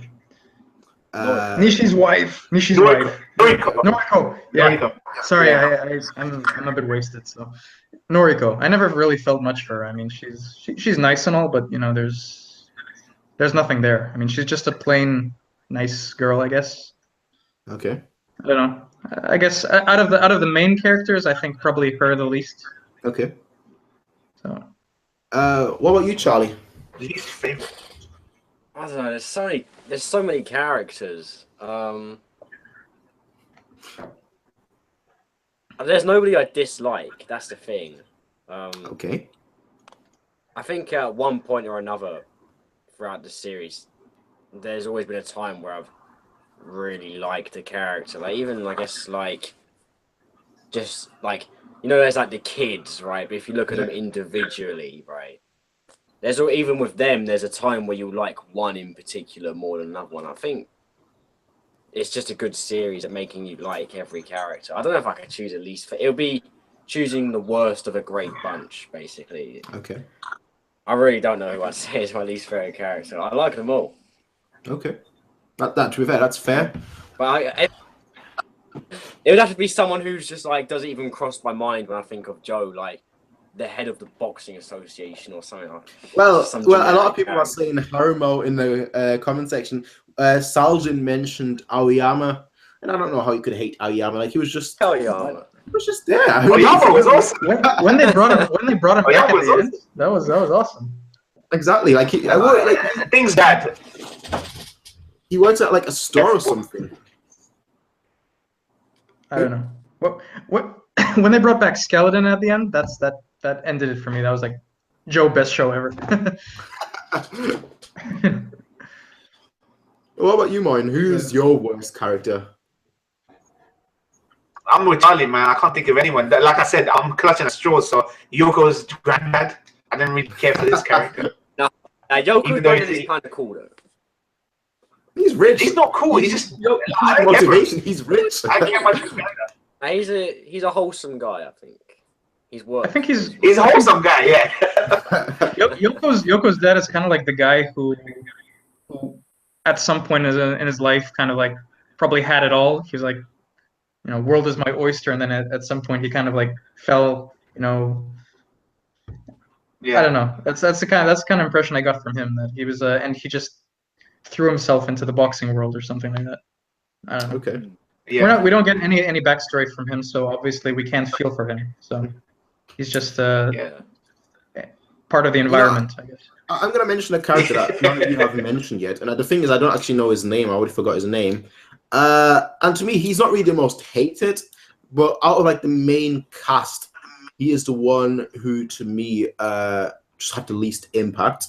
And when I say the main cast, I'm not including like characters such as Wolf and whatnot, because otherwise I feel like Wolf would have been very, very low on my list of characters, or very, very high on my list of characters that I don't like, just because I don't like how he ran away with the money. But from like the main cast, from the main recurring cast, it's the reporter. The guy that keeps essentially keeps giving Yoko and Joe information. I feel like Rikishi 2.0. I didn't hate him per se. The main cast, he was like the weakest. He's shady. He's kind of shady. He fits that role perfectly, and he looks like a Rikishi a bit. And he's the guy that looks the most like Rikishi. And I'm like, he's always driving around with him in her cars, right? The report guy. You know who he reminds me of? You know why I like him in particular? He reminds me of a hard-boiled detective from Gintama. No way. You know the hard-boiled detective, like with the music, with the jazz music playing in the back. If the jazz music starts playing like from there, he's like, it would probably fit the scene. You know? Hard-boiled. Yeah. But just while we're talking about like more obscure characters, I just thought of something funny. Do you guys remember that prisoner who was like bald? He's just got like a few strands of hair. And, like, Skeleton. Yeah, I mentioned him before. Skeleton. Yeah. That guy is so funny. I remember Moyne, you said one of the funniest things in one of your reactions. Like, he tells Joe, like, you're going to die in there, and you're like, you're already on your death. The corpse. Yeah. He was memorable. He was memorable in that prison arc, right? I think most of them were really memorable, yeah? Yeah, the prisoners were pretty cool, I think. I actually really like seeing them at the end, and like it's the end of the second season where you just see them all. I thought that was awesome. Yeah. Like they kind of all got like no character. I'll be right back, guys. All right, no worries. Like all the characters were remembered. All the characters, you know, they had some sort of story. You know, maybe not the greatest story, maybe not the best story, but like even just like these random fights that Joe has. You know, Wolf obviously was like his first big fight. Was that his best fight? No, but Wolf, you know, he had a subsequent story. Obviously, Carlos probably being like the best example. He was obviously a major character, you know, a major fight, a major opponent, and then he had an awesome, an awesome subsequent story to him as well. So like each character was not forgotten. Each character had a story to tell, which just made, like I said, it just makes the show feel much more alive than other shows where you just see a character. You know, you just see you just see Joe fight and whatnot, and after the fight is over, that character disappears forever. Yeah, there's no small parts, right? Yeah, there's no small parts for these, even the side guys, I think. One thing I wanted to ask you guys is, they really cut back on showing us much of Joe's childhood. Put them in moments that was really important for us to see them, but they really tried to keep that to the minimum. Joe as a kid, do you think that was a good decision? Do you think you would have wanted to see more? Do you think it was fine that we didn't see more? It doesn't matter because he's been the same all since childhood? Or what do you feel? Because I love it that they brought it up like towards the end, right? We started seeing more of him as a kid sitting by the waves, you know, in a hut where he's trying to, you know, scavenge for food and stuff. I thought that was emotionally like powerful to show at that point, like, towards the end of his life, right? What do you guys think about how much they showed his past and his childhood? I actually, although it very well could have just been a thing of the author forgot to put his childhood in or couldn't come up with something, I think it works well because it feels like we grew up with Joe, because it feels like we've known him since forever. So, whereas if they introduced this whole backstory element, like halfway through or whatever, it feels like we missed out on a big chunk of his life and we hadn't really known him for that long. But because we've known him since the start of the series and we know nothing about him before then, it feels like we've kind of grown up with the guy, I think. You see, I kind of agree with you, but I also think like the name of the story, Aston or Joe, Tomorrow's Joe, kind of fits in with that theme that like the past doesn't matter as much. It's all about the future. It's all about, you know, reaching for the greater goal. Yeah. So that's why I don't. That's why personally, normally I like But seeing the that's why character pass, I- but in this case, I was like, you know what, it's fine. I don't need to see it. There's even like I was reading somewhere about the final scene where I think I mentioned this to Moin, but at the final scene He looks downwards.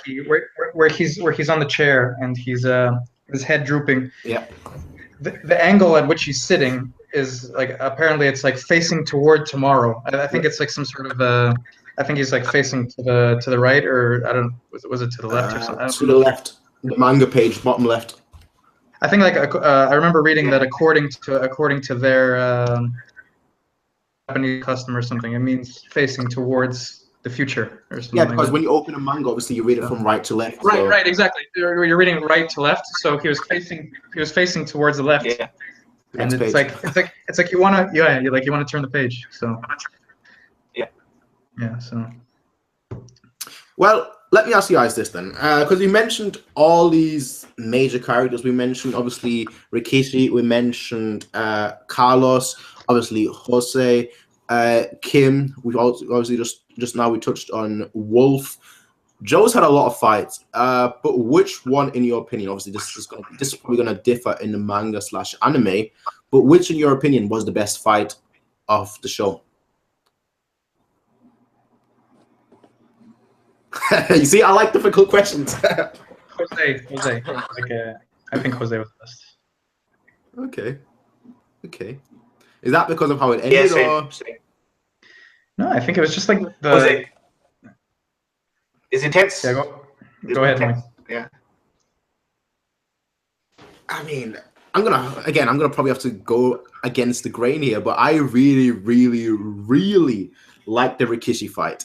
Just because I was actually rooting against Joe, so that's why I like the Rikishi fight so much. But yeah, like the Jose fight, like I said, it felt like watching a person run into a train or into a truck, just like knowing something bad is gonna happen, but they can't avoid it.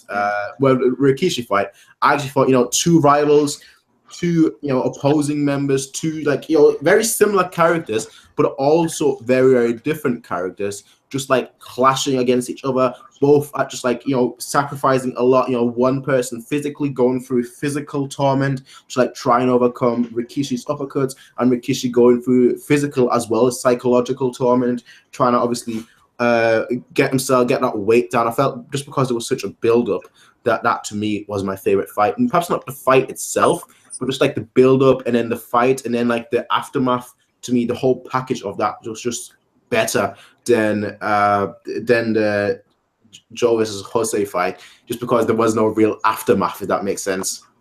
Yeah, but not only that, they weren't shouting at each other, Naruto, Sasuke, or something that you expect from other shows. Exactly. There's two men fighting, not a bunch of kids. All of season 1 was really building up to the Rikishi fight, so there's so much weight going into it. So I can easily see why you'd be like that was the best fight, because that had the most weight of any match. I think the amount of weight behind that match, Rikishi, right from the development, that match had the most amount of episodes dedicated towards that end goal, right? Like absolutely dedicated to that fight, right? Yep. Well, what about you, Charlie? What is your favorite fight? I'm still kind of split, but my heart is going towards the Jose Mendoza fight, just because when I was reading it, I kind of felt it was this is the big moment. You either, because I obviously knew it was after the fight there was nothing else, right, by the chapter count. I was thinking, either he'll win and good times, or he'll lose. And because I'd seen the Joe sitting in the chair panel, and I kind of assumed that was him dying, but I didn't want to believe it, so that kind of added to my enjoyment as well. I was like kind of praying that Joe would win and come out on top and everything would be okay. There was kind of an adrenaline rush reading that, I think, just because the stakes were, even though the Rikishi fight was amazing, the stakes were a lot higher in the Jose fight, I think. Well, here's a good question. Do you think that Do you think that having the show spoiled for you? Because I was having this argument earlier, like a few weeks ago with somebody. Do you think that having the show spoiled for you, especially like the ending, made it better or worse? Because I feel like Ashita Joe, it is one of these shows that if it gets spoiled, it kind of ruins the enjoyment. But like, again, somebody else was saying that it made it better for them, that they actually knew what's going to happen. Prince, can I stop you for a sec? I just want to mention something. Can you imagine Khan starting reactions to this? You mentioned that, and then getting spoiled. And then getting spoiled. Just 2 words is all it takes for him to cut the series completely. So it would easily happen. There's no way to prevent something like that. You know, it's the kind of thing that you got to stay away from if you're if you want to react to it. But I think the show, the series, it holds up enough that even with a spoiler like that, it could still hold up for many people. There's a lot of shows that really get undone by spoilers because they're all about events, right? This event happened and it's integral to this and that. I think because Joe's so focused on character that it was like, I don't know if you play Crisis Core, FF7 Crisis Core, it's a prequel to FF7, right? You know what happens to the character in Crisis Core. You know, I'm not going to say, but you even play it, you still enjoy it, right? Even though you know the outcome. I think that's the same with Joe. Okay. I felt like that when I was watching that show. This is like that exact character. I don't care where I'm going with this journey, no matter where it ends. You know, it wouldn't have mattered to me if I knew or not, to be honest. Because when you're watching a legend, right? You know, imagine you're watching a biopic about a legend that you know is dead already, right? That wouldn't stop you enjoying a Muhammad Ali movie. It wouldn't stop you enjoying a rewatch of a movie that you've seen before. So I think it holds up. Yeah, that's a good way to put it, to be fair. It is, but speaking from unfortunate first-hand experience, it was kind of like... Yeah. The thing that softened the blow, I think Nick mentioned this earlier, is it was kind of not obvious that he was going to die, but there was definitely evidence that he was going to die. Like, he was punch drunk and he kept talking. He was kind of talking as if he was going to die. Yeah. Like, he was talking as if this was his last hurrah, and after that, it was over. So, I mentioned something else. I mentioned that what softens the blow is that it doesn't necessarily matter if he dies or not. That's well, I don't agree with that. I actually really disagree with that because I know what your point is, but because I love Danpei almost as much as Joe, when he died, one of my first feelings was, what does Danpei do now? Because I felt so sad for him because he was the last person to talk to Joe. You know, that's a good point. Words like, I feel like Danpei's dream was passed on to Joe, right? And he obviously, you're supposed to realize that. Actually, he didn't hide it, but he got as close as you could possibly get, and he failed, and he'll probably never get that close ever again. So it was kind of like, not only did Joe fail, but Danpei failed as well, and I don't know. I just can't. I really want to know what happened to the characters afterwards. But at the same time, it was. We're just gonna have to disagree on this, like, completely, I guess. Yeah, I can see your point. I can see your. It's 2 points because I feel that Joe. I feel that Joe won, and you feel that Joe lost the show. So I mean, well, it's. I feel like he won in the sense, if it was a brawl and not a boxing match, I think. Not even a brawl. I think like even by points. I mean, it was this close to a KO. I mean, so it just it was just a timer. So I just have to say, technically, like, the boxing association would rule Joe as the loser. So history will always. Although he may have won in the pride aspect, and he did a lot of damage to Jose, and he's overcome this massive obstacle just taking it to points. I still feel like Yeah, you know when I was watching it, after I finished watching Rikishi, when Rikishi died, right? People were messaging me and telling me Japan was in uproar, right, when Rikishi died, right? Yeah. And they were legitimately, for a fictional character, they were in uproar, and there was a funeral held for them. And I think it takes. Look how the balls that the show has, right? To do what they did with not only Rikishi, but to do it with Joe at the end, right? And having lose, and as Charlie says, right? Technically, Danpei feels like he failed, and he would have failed because he can't replicate that with anyone else, right? the balls it would take to make a show like this today, I think just for that alone, even for the negative reasons, if you remember, Joe, rather than the positive, you know, he won at the end, or the negative that they failed, I think both of them deserve, I think, merit, right? Like praise for being such a ballsy kind of show, right? Whichever way they handled it. Because a show like that wouldn't get made now, man. Like, the MC dies, the guy you root for dies, he loses, you know, that kind of thing. It doesn't show. It shows most shows would show the glory of boxing. This shows the other side completely. Yeah, that's exactly what I mentioned. I mentioned it in one of my videos, and I got so much flag for it that I said that this show really hates boxing.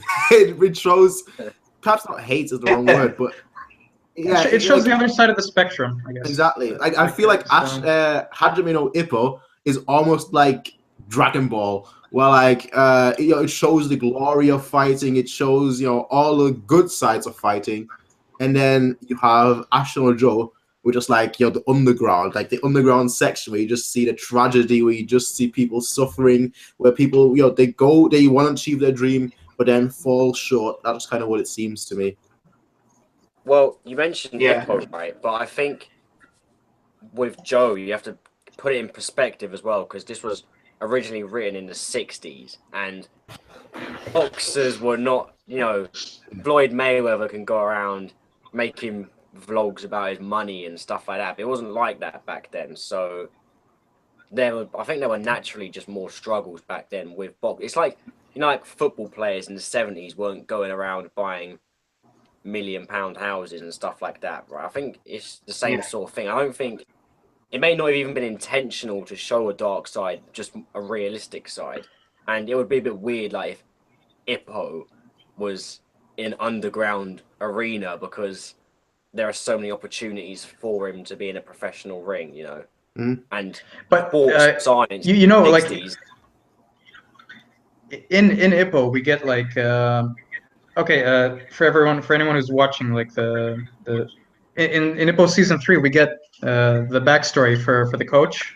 Remember, after World War II, we get some vision of what Japanese boxing looked like during that era, and that so I guess we can project it also onto what Joe is supposed to be like, because it was written during the 60s. Oh yeah.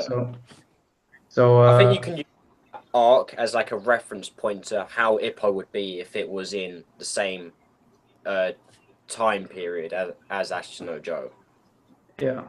Yeah, I suppose. Well, do you guys think, and this is probably going to be a weird question to ask, but do you guys think that boxing then in real life is heading towards a different time period where now it's less about the actual sport? It's pretty much a question that you could ask about any sport, really, with how marketable and how big they've become. But now, like, the sport is heading less from, you know, just like before, people used to do the sport because they loved it, and now it's just a question of, I want to get money, I want to get rich, I want to get famous. Do you think that sport in general is just moving into a different direction? And I think Floyd Mayweather that you mentioned, really like the perfect example. Like I've got nothing against him. I rarely ever watch boxing. It's not all money fights. I mean, it's like that one.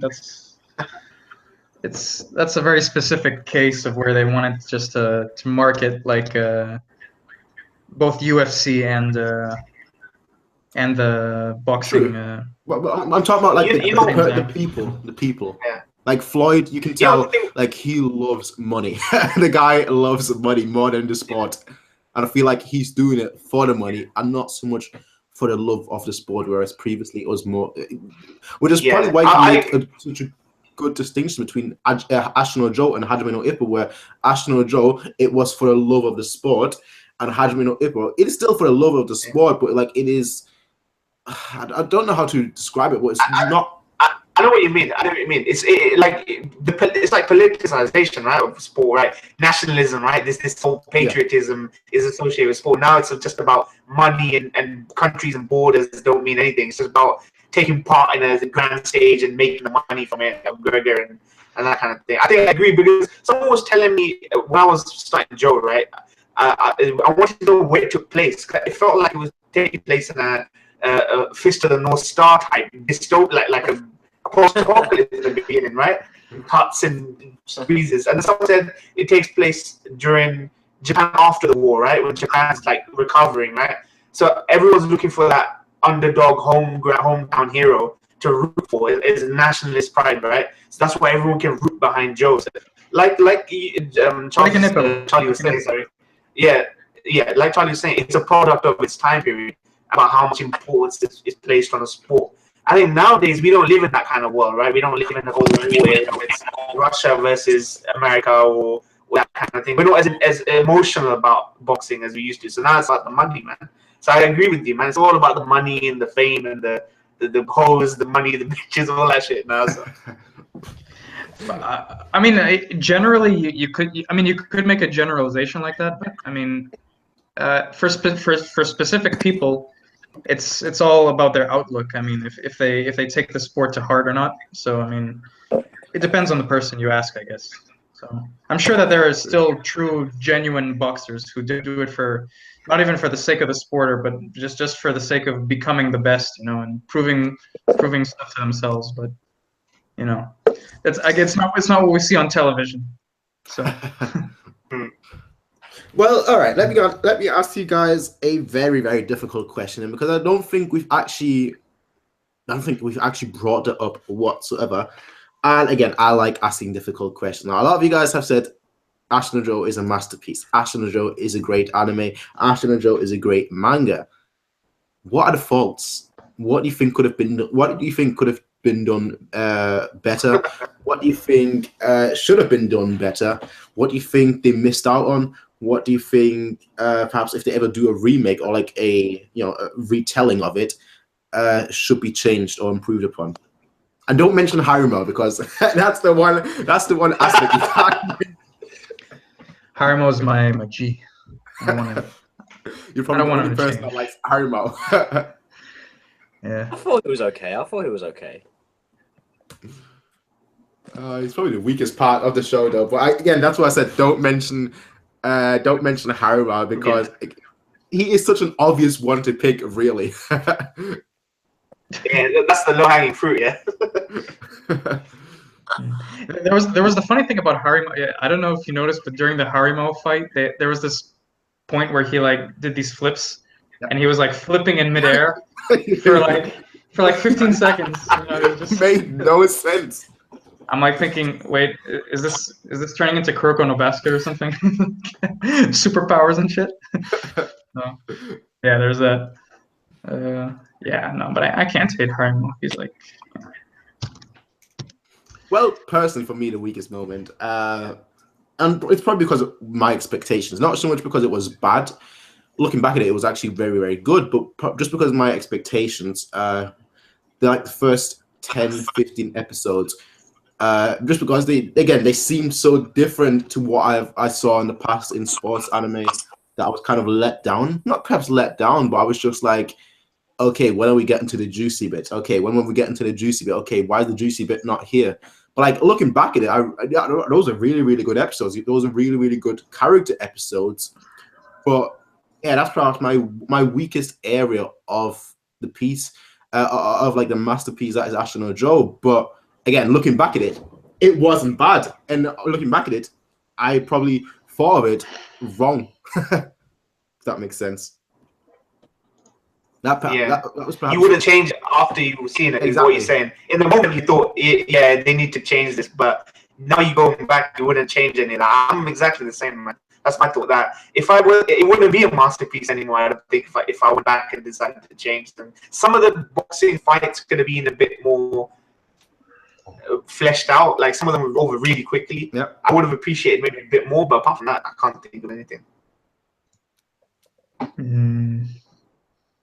I honestly think the only thing I would change, I find it really hard. I've thought about this before. I can't really find any like faults, so to speak. But something that I would have liked to seen is I felt like Aoyama was done a bit dirty after he got ditched by Dante. Yeah, definitely. I would have liked to see used and left by the roadside. Yeah, I kind of felt it was a little bit lazy that he was just dropped by the author as well. Obviously, he showed up every now and then, but as a boxer, he was really used as just like a tool for Joe to develop more. And not only as a boxer, which was what Danpei wanted, but as a character, which is what the author wanted. And I would have liked, even if he didn't join the Danpei gym, if he just continued boxing in his free time or something, I think that's the only thing I'll change about the series. But, you know, it's a 10 out of 10 series, so. Okay. Yeah. What about you, Nick? For me, probably the kids that follow Joe around. I mean, like, I love them. You're gonna make a lot of enemies tonight. No, I'm not making any.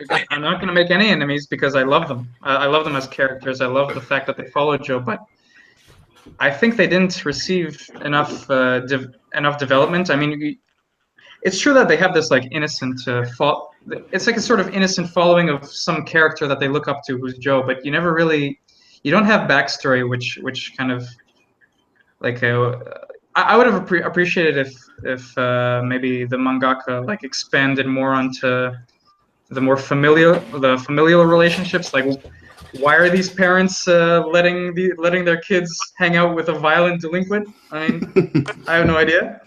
So I would have like I would have wanted more development for them, because they always throughout the entire series they provide comic relief, and that's their main purpose. But I would have liked to have more of a purpose than that. It's the same thing in Ippo. I mean, you have Sendo as a character, and you have his little, who's Sendo, of course, being based on Joe, and you have his what? I thought Rikishi more than Joe. I don't know. I see more of like maybe both, maybe a bit of both, I guess. But you know, Sendo also has his little followers who follow him. Yeah, I just heard myself. Yeah, but I would have liked a more meaningful bond between the kids and Joe, I suppose, if you know what I mean. There's one controversial part where I think you can mention, right, as far as like changing the show going. I think it's, some people don't like the decision to end Joe where it ended, him just sitting there. Some people I've heard said that it goes against the sadness that obviously the kids, Danpei, everyone that likes him, you would want to see the repercussion of that death. Like, if for him that was a glorious moment, right? It was a very positive moment, like the way they depicted it, right? But think about all the people bawling eyes out around him, knowing that he's dead, right? So what do you guys think? Do you think it was perfect where it ended, or do you think maybe they could have gone on a bit more after that moment of this scene and done it? I think it was perfect. But like I said, it all depends. Like, it's up to your interpretation, because it all depends whether you actually think that he's dead or whether he lives. Because again, the author, if I remember correctly from what I read, it's like the mangaka didn't really have an ending, or he was like working like a next series. So like his artist then came up with the ending. So again, they had like a different ending in mind, where he would just be with Yoko essentially. So like I said, it all depends on whether you think that he survived or whether you think he died. So it's kind of like an open book. You kind of interpret it the way you want to. Yeah. That's what Prince mentioned. I mean, it's something that I think I mentioned to Prince, that like the mangaka originally intended for Joe to survive, but at the end his editor kind of wanted something different, so he just kind of scrapped that whole plot line and just went with him dying. But I think it's you just have to put like you have to put both preferences on a scale. I mean, like, on one hand, what do you care more for? Would you care more for Joe living out his ideal life that he envisions for himself, reaching the top of the top, or do you care more for the repercussions of his actions and the people that surround him? I mean, it's you have to put one against another. I personally felt more to the left. I mean, towards Joe. Charlie more to the right. So I don't know. I guess I don't know about that. teach his own. Yeah. Okay, so, fair enough. Actually, going back to Danpei, do you guys think that he's actually a good coach?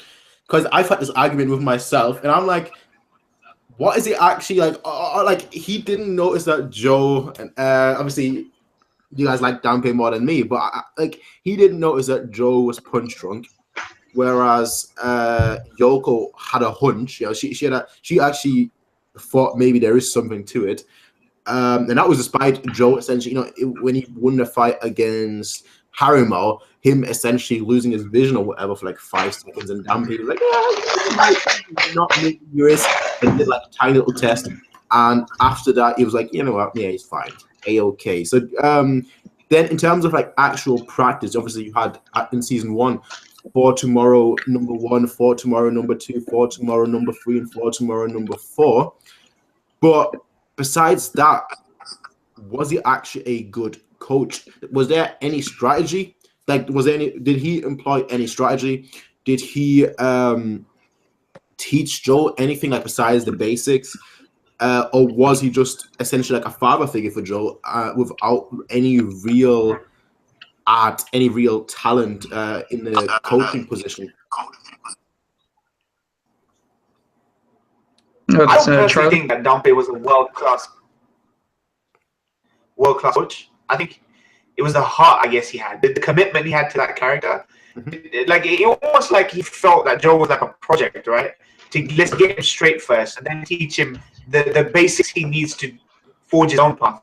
So I think once Joe was in that position where he started giving a shit about his progression, Joe worried about all that by himself. I think his constant dedication to training. Even Dampe would be asleep, and then he'd wake up to seeing Joe training and doing his own routines and stuff. I think that Joe.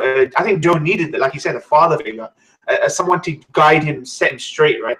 Because it seems as though whatever he puts his mind to, he fixates on that, right? So I don't think it matters that he's a world-class coach. I don't think it matters. I think what he needed was a disciplinary figure just to set him straight, and that's what Dampe was to me. Okay, all right. What about you, Charlie? Considering you're like, I think you're the biggest Dampe fan in here, with me being the least biggest Dampe. I do quite agree with Moyne. Like, I think if he'd had a more traditional coach, right, you know, someone who's been to school for boxing or whatever, right? I don't think Joe would really listen to that coach, because with Dampe, him and Joe kind of just naturally click, right? Obviously, at first, he thought he was just a drunk old man, but they're both like working class guys, and we know Joe doesn't like rich people. So he wouldn't listen to somebody who's already like a world-class coach, right? And Joe really was just a typical like delinquent thug at the beginning, and it really took somebody who was just down to earth and real to even get him interested in boxing. Because imagine if he'd just gone to jail and Rikishi had beat him up, he'd probably just keep trying to throw the hardest punch he could to knock him out, of being more strategic with his boxing. Okay. Yeah, I think Dampe is a brilliant coach. Okay. Nick? About Dampe, I mean, continuing what Charlie was saying, Joe, of course, being the wild spirit that he is, he's like the rambunctious kind of guy. He needs someone to rein him in and focus him. And I was reminded, after Charlie mentioned that, I was reminded of the scene from the first season where Joe was cheating on the lottery or something, or cheating by like selling stuff, and Dampe called him out of it. So they went into this warehouse and they duked it out. Remember when Dampe was trying to turn him into the police? Yeah, and then Dampe beat him. and after this whole fight, it really cemented their relationship. I mean, it took Joe a while to realize this, because obviously he went straight to jail. But after a while, it kind of sunk in. And I was thinking to myself, I mean, what other coach would go to such lengths? I mean, for a person who seemingly doesn't want to box. Yeah, and for a person who've just met. Yeah, and a person only a drunkard would do this for. I mean, and as for his training technique afterwards, I mean, of course, Dampe teaches Joe to the extent of his capability. I mean, he teaches him what he can, not as a professionally trained boxing coach, but as a retired boxer. And I'm also sure that a lot of the training that Joe underwent is like the more specialized training is probably off screen, like we don't see it. Okay. I got that impression from watching some of the episodes. Like we see like them panning onto a scene where suddenly Dampe and Joe are in the middle of a fight, and he's telling him specific tips here and there. So I got the impression that a lot of it is off screen. You see, personally, I feel like the only time we ever really got Dampe being like an actual, I guess you could say, a strategic coach, was against Rikishi when they were practicing for the uppercuts. You know, when Nishi and Dampe were throwing the uppercuts to Joe for him to be able to actually manage to dodge them. And I feel like that was the only time it was actually strategic. And then I look back at, like, you know, you look at Kim, and look at Kim's coach, you know, I think it was colonel or major or general, one of the positions anyway, very high up. And that guy, like those two, were very strategic. I mean, obviously they had the nickname, the computer. They were very, very strategic. You know, they were like, I guess what you would call modern day coaches. Like coaches nowadays, they analyze their opponent, they analyze their weakness, they analyze their strengths, and then, you know, they base their strategy around that. Or if they're a superior boxer, they then go with their own strategy, but they're still aware of like the strengths of like the other person. But with like Dampe, I did not feel that way. I did not think that, you know, Dampe, I felt like, yeah, he was passionate. He was basically Joe as a coach. You know, Joe, his passion for boxing, Dampe, his passion for boxing. And again, he was like a father figure, but just strategically, I didn't feel like he was all there. I don't know. I feel like if Joe was set in like the modern times, like today, in, you know, today's era, I feel like Joe would have done it a lot worse, just because boxers nowadays, they analyze somebody's weakness, and Dampe did not do that with Joe's opponents. So that's just my overall take on Dampe as a coach. I could think of coaches that I liked less throughout the series. Like I wasn't a big fan of Robert, Carlos's coach. I mean, he was gone. Even when Robert came back, he was gone. So somebody brought to my attention that, you know, Robert should have been aware that when Carlos came back, you know, when Joe met Carlos again after he was already broken, that, you know, Robert would have been told about that, but he never actually went to see Carlos, so he just basically abandoned him, despite them being childhood friends. But regardless of that, I mean, all we didn't really. He looked more like a promoter of Carlos's fights rather than a person who actually took the time to train. Maybe Carlos needed less training because he was already he was already at the top of the top. Mm-hmm. Maybe in their past they were much more like coach trainee, but from what we saw throughout the series, he was more of just like his PR guy. Yeah. And the only other thing that we saw was him shouting Carlos 100 times. Oh no, Carlos! No, that's basically what every coach does in Ashita Joe. Joe, no, my Joe. Robert was funnier than I think. The English. Reddit just asked a question in the comment section. What is the best opening of the show? Opening too. Second opening, man. Definitely the second season opening. First one. Okay. Dun, dun, dun, dun, dun, dun, dun, dun. Yeah, that's the one. Okay. I'm not used to that. I didn't like it. Yeah. Prince, you know, for a person who during every manga live reaction that you do has the Joe opening on loop, driving it into our brains, we're not playing it here. Yeah, I know. Why not? that is probably my favorite Ashita Joe. I mean, it's not really an opening considering it's the anniversary edition of the first opening, but I feel like the first opening is just so iconic. Dum, dum, brah, bum, bum, bum, iconic. Bum, bum, brah. Like every time you hear just like I remember the lyrics. I remember some of the lyrics of that. That's how memorable it was. Like every time you just hear like that bum bum, you just have to go along with it. You can't stop.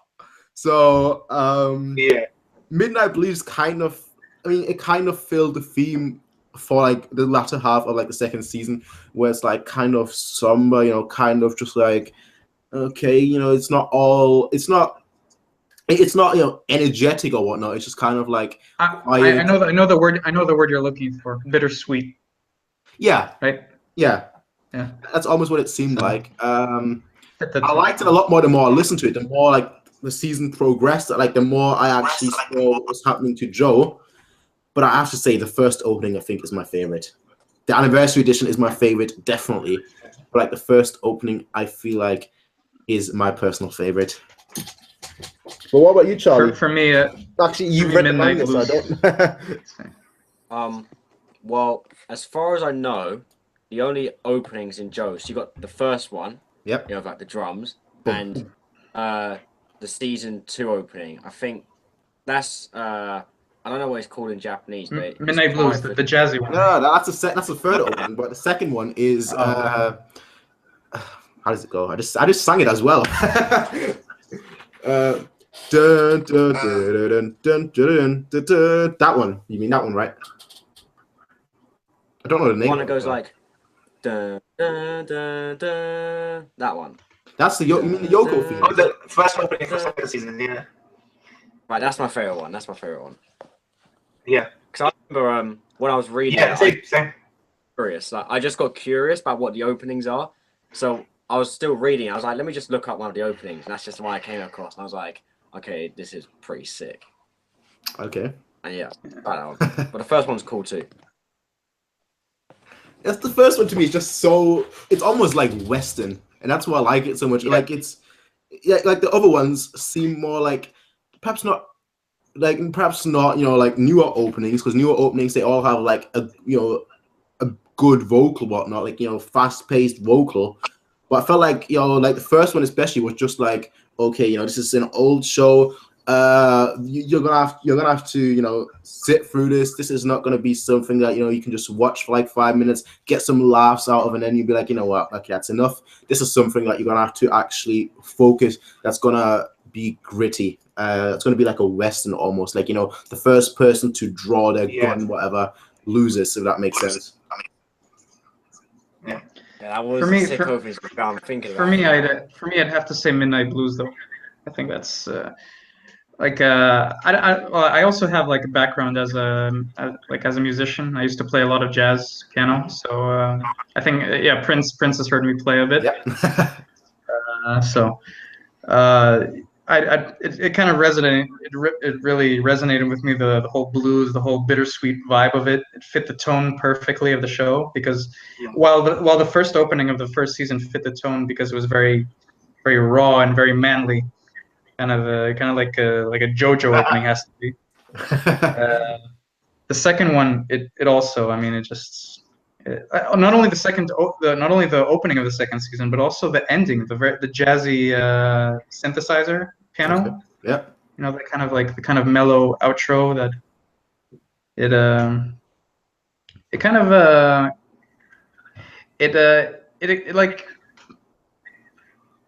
was the perfect soundtrack for Joe, like for Joe's situation, I guess, and how he was near the end of the series. Mm-hmm. So that's I like that one the most. Yeah. Sue me. Well, you kind of just touched up upon like the endings. What is everyone's favorite ending? Because I think mine is pretty obvious considering how big of a Rikishi fan I am. The Rikishi, his name was Rikishi Toro ending was just legendary in my opinion. That's his theme was wicked. Yeah. What was it? Yeah, that one-off outro, right? Yeah, yeah. What was the outro then? How did it go? I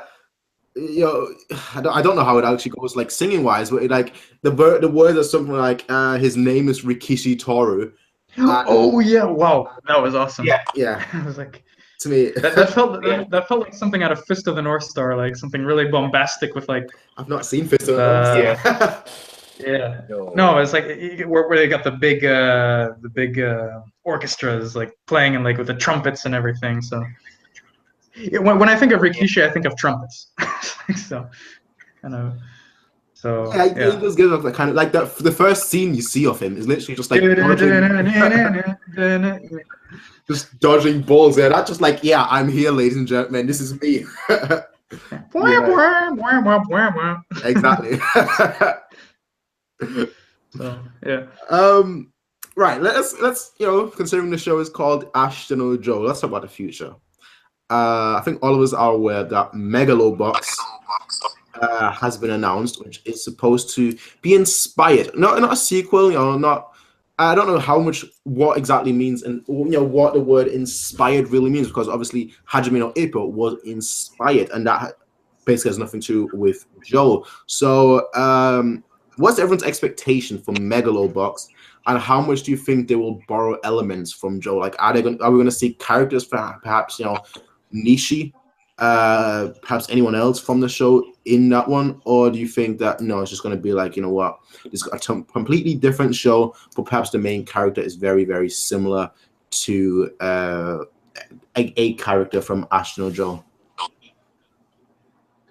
They said it's going to deal with underground boxing scene, right? Whatever that means. So we've got a framework for what it's going to be about. It's going to be a new MC. Personally, I want it to be like in that universe, like an anthology, right?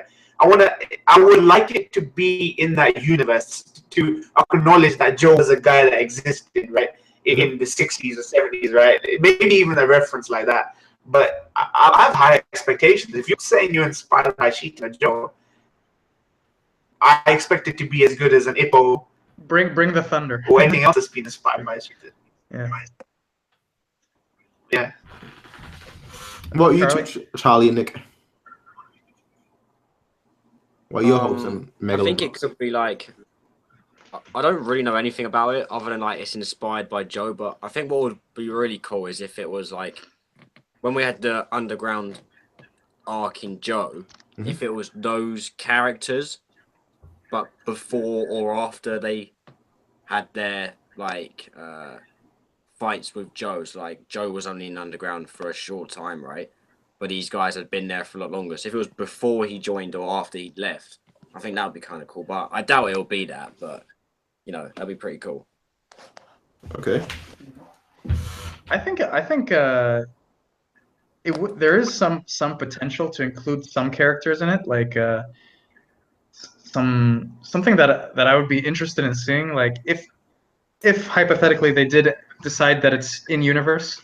Like, for instance, the MC eventually meeting like Jose, and Jose like recounting their fight to the MC or something like that. Something like that could be really awesome. Or maybe even Dampe being like the trainer of one of the opponents of the MC, and seeing Joe in the main character. These are all like potentially cool additions that could be incorporated in the show. Yeah, like that I would jive with, but I wouldn't like be okay with like them like reviving Joe or something. I don't know. I find it the only scenario where like, let's say if they do go there, which I don't want them to, if they do go there, if they do revive Joe, the only kind of scenario I would want to see is like Joe is he's revived and he's jaded by the modern boxing world, like what you guys mentioned, that everything is about money and everything is about. But he sees the glimmer in the main character. He sees himself in him, and but he's not boxing anymore. Joe wouldn't be boxing. He'd be like overseeing like the main. That if they had to do that, at least do something like that. Okay. What do you guys think? One thing I'm sure they won't do is betray the open-endedness of Joe. I don't feel they're gonna do that, because let's assume it does take place in the same universe. They're not gonna give us like a definitive conclusion. So maybe Joe won't be in it, but maybe in some form, some side characters may cross over. Maybe at the very least. But if it's not in the Joe universe, I see it being kind of like a modern day delinquent, right? With modern day delinquency problems, if it's Megalobox. So some dude is on the underground boxing scene. Maybe he's in trouble with the law. Maybe set it in a more contemporary kind of setting. If it's going to be inspired by, maybe they'll do it that way. A guy that's in and out of juvenile homes, foster homes. Maybe that's sort of emphasis on a troubled kid's life, right? But do it for the modern age where people can relate with modern day problems, right? So maybe I can see it being that way. But I love what Nick's saying, man. All the potential fucking avenues they can take, right? You know, while you're saying it, I'm thinking of even more cases like Wolf and Gondo recounting their experiences from meeting Joe and like teaching certain lessons to the main character or something. So many scenarios in my head. You know who I thought? Like It that could work. one kid that Joe actually trained for a bit. You know, like in one episode, the brother of the girl that Wolf is with. Because I always thought that maybe I'm the only one that thought that, but I always thought that Joe, the last episode, would be him, you know, losing or winning the fight against Jose, and then his boxing career being over, and him becoming a coach. Passing the torch. Yeah, exactly. But again, it's kind of interesting that, you know, people either don't want Ashita Joe characters in it, or people do want Ashita Joe characters in it. It's like some don't and some do, and it's just kind of interesting to see like people's opinions on that, because obviously both are fine. I think the safest route would be if they didn't include a character in it, because I feel like if they did, you know, if they did include an Ashita Joe character in Megalobox, then they could potentially betray that character, and then the show would flop. But again, I feel like it would help the show get more public. I mean, even the fact that, you know, the first information we got about Megalobox was it is inspired by Ashita Joe. That's the first thing we know. Yeah, we don't even know the character's name. We don't even know, you know, any of the settings. We just know inspired by Ashita Joe, to get the hype up, to get all the fans, you know, be interested in the show. So I just feel like you almost, just because they mentioned that, like that's the first thing that they mentioned, that you almost have to include a character, even if it's not a main character, just a character in it from Joe. Like that's almost I like have a question. Okay. Go on. Go ahead. No, I was just about to say that's almost like you know, like Boruto, you know, it's called Naruto the Next Generation. They're almost like, you know, they're almost pretty much saying this is a continuation, and that's the kind of feeling that I get with Megalobox, considering they just said inspired by Ashita Joe. That's like the very first thing is that that's what they said. I don't think it's the same. It's clearly like different. Also in the way that they present. Yeah. I mean, they're calling this an anniversary series. So it not only is inspired, they're releasing it because of Ashita Noda's anniversary, which makes me think that it's maybe more intimately tied to it. But at the same time, you can't be saying a competitor's anime, right? Different studio, different this, unless it is by the same creative team. So hopefully there's a link there, right? You can't be, it's like Naruto name dropping One Piece for its next anniversary event, right? Inspired by this, and like that's your competitor, man. So if you're gonna name drop something greatness like that, right, you're gonna at least have it tied to it. I hope so. At least that's what I hope. Charlie is disturbingly quiet throughout this whole. I think he has a different opinion on. I want to hear Charlie's opinion. It's not really anything like that. I'm just kind of. I'm not really sure. It's such a. Although it would be cool to see like an Ashita Joe character, it's just like.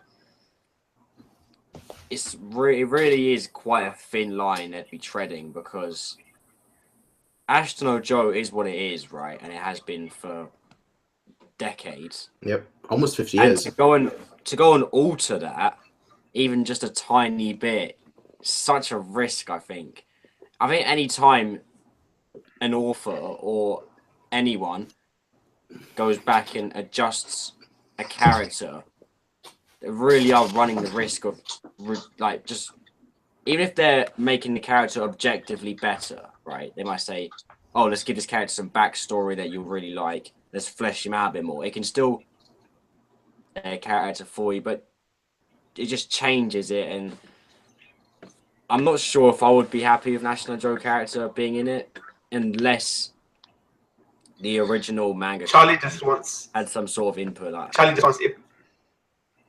So you just want Ippo season 4, right? What you're trying to say is you want Ippo season 4, yeah? Of course I do. Prince Yeah. definitely wants season 4 after these last few chapters. Oh, absolutely. Oh man, these last few chapters have been so sick. The thing is, like, we can't talk about it because obviously spoiler. Yeah, so. But yeah. I have something to say about like it's like established masterpieces, even if you can call it a masterpiece, something that's like established as great, you have to be very cautious when touching. Like, for instance, the recently LOTGH remake was announced, and that's, if you ask anyone who's a fan of the show, it's a very touchy topic. I mean, if you go into something like this, you have to handle it with the utmost care and like class and finesse as possible. You have to keep it in tone with the same themes. You have to keep it thematically consistent to the original, and you have to satisfy. You have to give the people what they want. You can't change much of it. Like it's like, imagine right now after Megalobox becomes a success, and what would you think if they suddenly announced an Ashita no Joe remake? What would be your initial reaction? I just like want to know. Well, first of all, they need to get somebody that can scream like the original Dampé voice actor, because you need that Joe. Without I can tell you, it's obviously going to happen because studios love money and they're going to use it. I'm speaking practically. It's definitely going to happen that Joe will one day get a remake. It has to be the right studio. It's inevitable. It has to be the right studio, because the thing with Joe is like, and I feel like a lot of studios will get that wrong, and that's, I feel, for me, the distinction between Ippo and Joe. Whereas Ippo is kind of, I mentioned it earlier, but it's kind of like Dragon Ball Z of the boxing anime. Like you watch it for the fights, primarily for the fights. Yeah. The fights are 10 episodes long, and you just watch it like, yes, I want to see this. But then with Joe, it's more about the character. So I feel like a lot of studios might get that wrong, and they instead of focusing on the character, instead of highlighting the character and his just the character in of itself, they're gonna get that wrong, and they're just gonna focus on the fights. Like in LOTGH, if they, instead of focusing on the philosophy and the politics behind all the debates or the characters themselves, they suddenly focus way too much on the space battles, like Moin mentioned. They make them fancy and which is it's not the meat of the series. So, but one thing is, it's interesting we're getting Megalobox when we don't get it for season 4 though. Isn't it kind of strange though? We get an anniversary Ashita no Joe boxing anime, but you can't get something as mainstream as Ippo back. But I think maybe that indicates that this isn't necessarily about the money. At the end of the day, it would have been a very easy thing to get it back by now, or if it was about that. And Megalobox looks like it's a project, like it's got a specific production team behind it that want to do it justice, right? Yeah.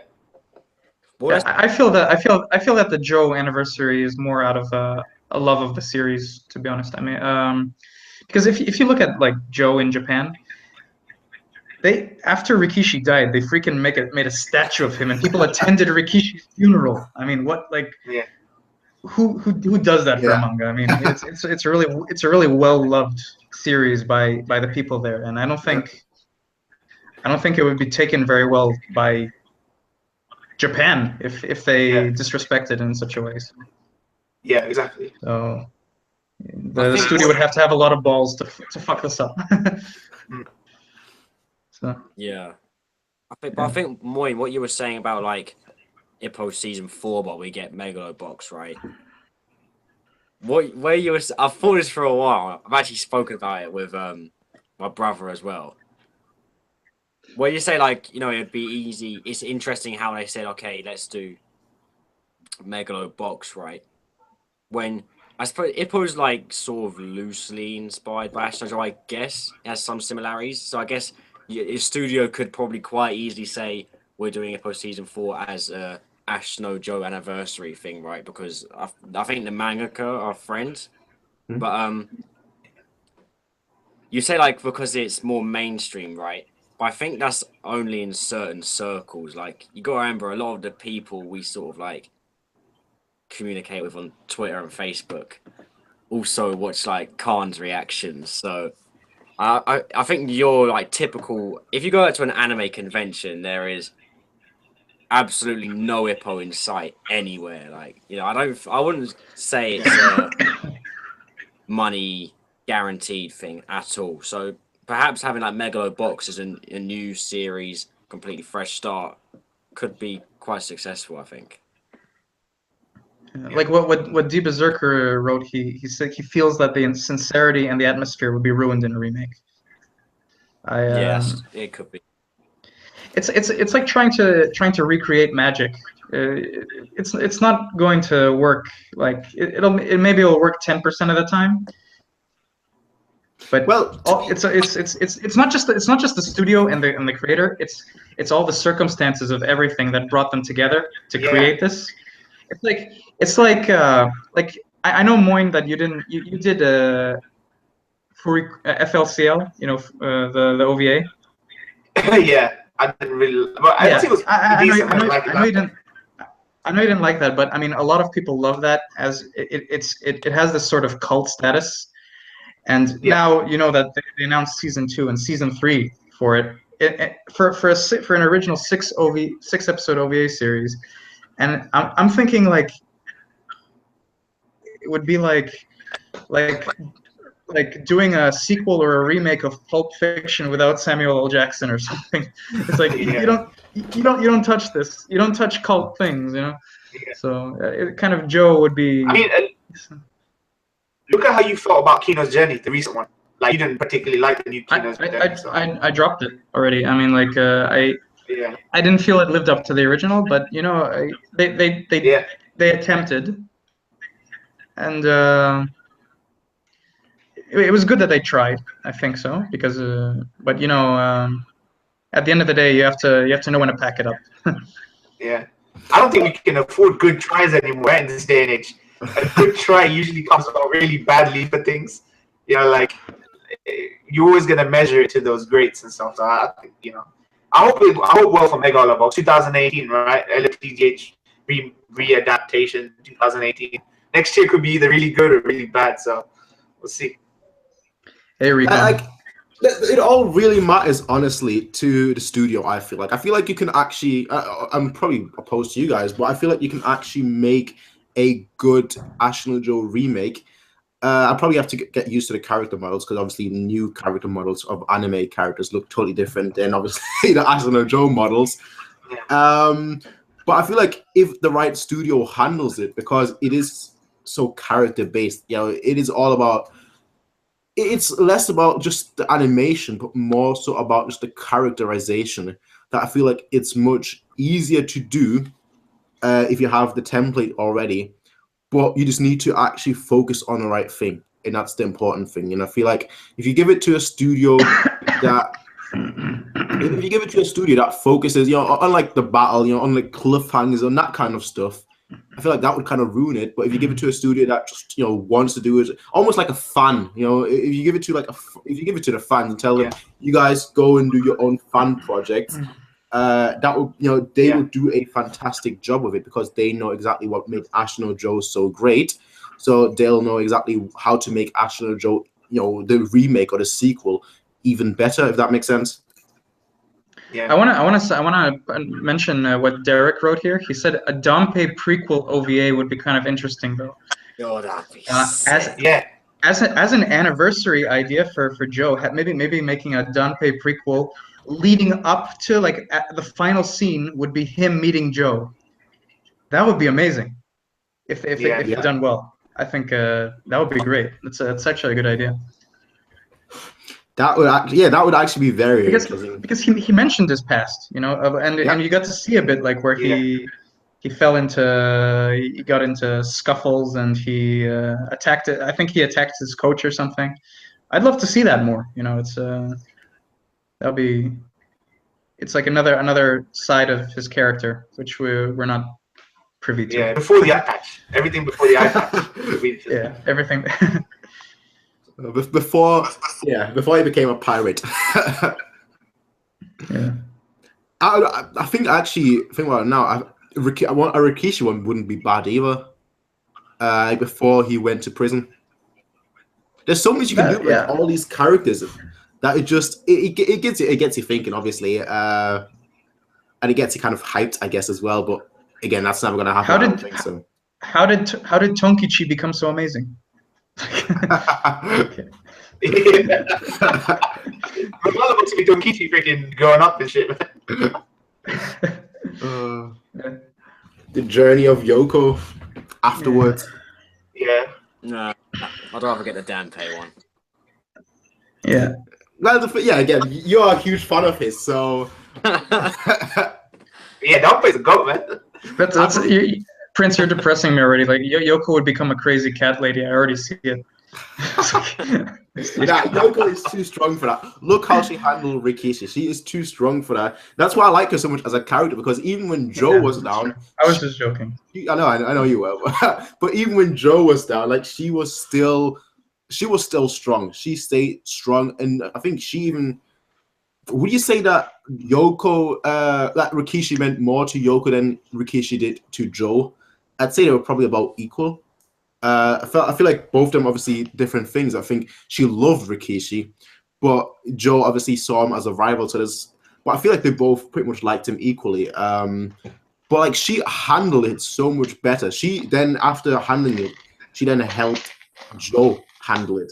So for me, again, I'm a massive Yoko fan more than I am a Danpei fan. So I would love to see her after obviously Joe's death, because I feel like she would then set up like her own foundation to help people with punch drunkenness. She would help Carlos out. She would, there's a lot of things that she can do. So I feel like seeing an aftermath to her, to that scene, would just be the best thing. And that's my Yoko fan speaking. Yeah. What do you guys think of Rubinsky, aka Kininsky? Well, Dr. Kininsky, yeah. Yeah. Who you refer to? I like the guy. He's a professional. Because they look the same. So. Yeah, but he's like he's probably one of my least favorite characters, I guess, because he doesn't play any role other than this whole punch drunk thing. So. Yeah. Does he need to play a massive what you were role? saying about? I don't know why I mentioned him. Yeah, Charlie. No, what you were saying about a Yoko thing, right? I think if they were going to do that, it would only really work as like a one shot, because I think the thing with Yoko is that the way she's written, she's kind of, obviously she's designed to be a side character, right? But I think she pulls that off really well because she offers a lot of support to Joe and Rikishi. So like once she, so let's assume, there are people who say Joe didn't really die, but let's go off the assumption that he died, right? Mm-hmm. I kind of feel like even if Yoko set up her own foundation, I don't really know what would happen in the series. Like, I think she would have to find a new boxer for the series to become interesting. Like, her life might be interesting to her, but as a viewer, I think it would be possible that she'd find another boxer to become attached to anyway. Maybe one of Danpei's other. She might become interested in, because they might be inspired by Joe himself. Here's an interesting thought. Gondo, could he become a boxer? Could she then fall for him? Wasn't yeah, Gondo could. Wasn't he? I remember in season 1, after episode 54, when Joe goes off on his own, like depressed, like fighting underground boxing. Was Charlie? Maybe you remember. Was Gondo the one that joined him there? Because I remember there was a character like Gondo who was like in the ring with him. I could be wrong, but I think it was Gondo. My memory is really hazy of season 1. So you're really testing my memory there, to be honest. Yeah, but I think there was something like that. I have to reread the manga or just the episodes. I remember Gondo, and I remember the underground boxing like main opponent, but I don't remember if they're the same person or not, to be honest. Yeah. Okay. We'll have to check and get back to you guys. All right. Well, King Recon poses an interesting question. We kind of touched upon that earlier with like the openings and endings, but what do you guys all think about like the overall soundtrack of Ashita no Joe? I mean, like I said, I touched upon it earlier. I feel like there are a lot of great tracks. Like the first three openings, the openings are all great. The first one being my personal favorite. And then, like, the ending-wise, Rikishi, the Rikishi theme is my favorite. Besides that, the one that always comes to mind is, I believe it's called Chinatown music, which I really, really like. It's the one that always plays when, like, Joe is fighting. So, I mean, what do you guys think about the overall soundtrack? I love it, man. Like you can always remember them, right, by memory alone. Yeah. There's Naruto openings I can't remember. I only know you were my friend Naruto opening. I can't remember any of the other ones. Fighting Dreamers. But I can. Come on, man. Yeah. I'm not a good fanboy making. It's got some sick openings. I can remember. Yeah. Then you've got Bluebird. I mean, I remember them all probably because I've watched Naruto like 50 times, so that's why. Yeah. We're all laughing at it, but secretly we all love it. So, let's be honest. We take jabs at it, but at the end of the day, you know, it is what it is. No, you guys take jabs at it. I don't. Yeah. I love everything before the Great Ninja War. Everything before that I thought was really good, but after that, then like. Yeah, I'm gonna agree with you on that one. My favorite one was probably the Chunin exam of all of Naruto. Yo, what's it? Oh, Those are the good days.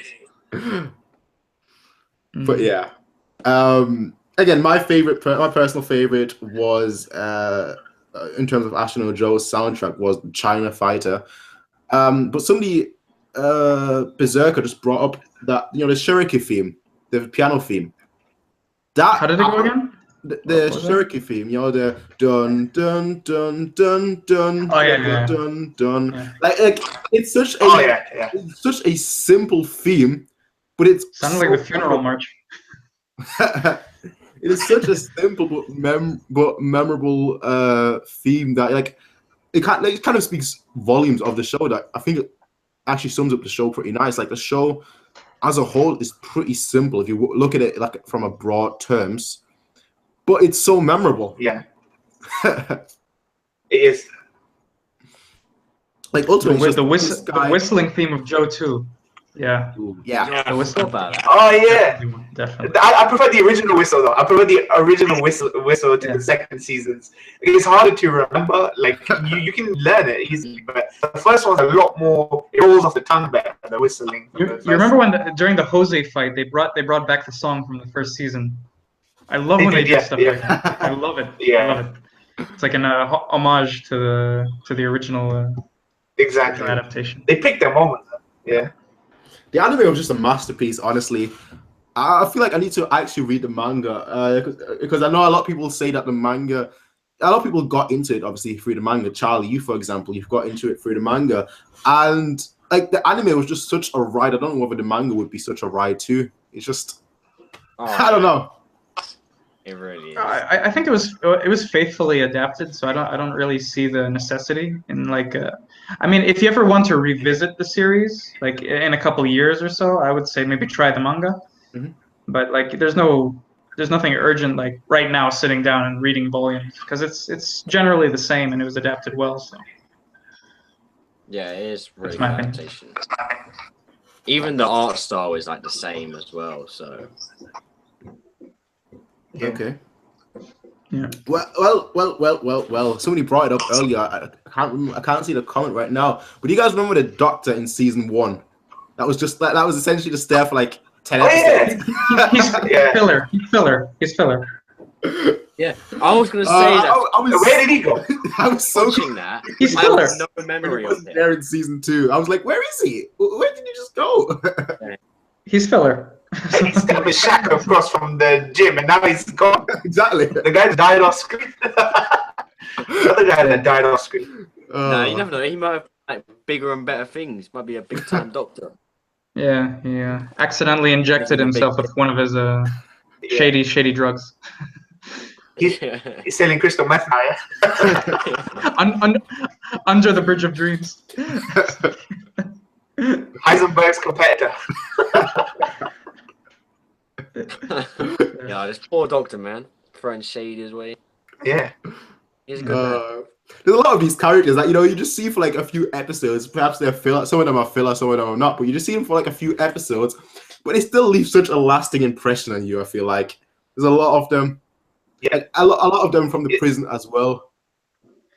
He's the kind of it's weird because a gym needs a medic on hand, right? Always, even in a gym where you train, like it's really weird that they never focus on it. Like, Ippo at least focused on the doctor a lot, right? When Ippo's knuckle was all fucked up and they were using injections, and they focus. I guess this is the idea of focusing less on the nitty-gritty of boxing, just focusing on the character, and just things happening off screen that need to happen off screen don't necessarily be too. So, like you said, the training aspect is a big thing of Ippo, right? Like Ippo getting trained. But because the focus is solely on character and psychology of Joe, that they think that stuff can happen off screen and no one will really care. And to be honest, I didn't care either because I've seen all that stuff in Ippo. I wanted to, focus the mind of Joe, I think. So yeah, I have a question for you guys. It's pretty obvious to see that Jose is based on Date Eiji from Ippo is based on Jose. It's pretty clear to see. Yeah. I've said more. What's the guy's name? Martinez. Everything. The corkscrew punch, the family. Heartbreak shot. It's like a lot of elements are taken from there. Which would you say, like, who do you guys prefer? Like who? Well, I was actually going to bring up that question later. Who do you think would win? Who would win, obviously. Between Martinez and not Martinez. Is he just too good? Wait, but I don't know. Jose. I do prefer Doctor. I think, yeah. Martinez. Prince Martinez is an Ippo character. You mean Mendoza? No, I actually meant Martinez. That's what I said. I thought Jose was more. Well, Martinez resembled Jose a lot more. Yeah, but let's not talk about him because I think that's isn't he like a manga only character? I think he's later. No, I think he's been mentioned. He's in like season 2. Okay. I'm not so sure about that. I forgot already. But anyway, the point is that Jose is awesome. That's the point. And the question is, the only thing with Date is that like he's kind of more like, I guess you kind of feel sorry for him because he's dropped off in a similar way to how Joe did. So you kind of really root for him. I think that's the only key difference between the two of them. Yeah. Okay, well, who do you guys think would win in the fight between Jose and Date? You could say his prime was when he fought against Martinez.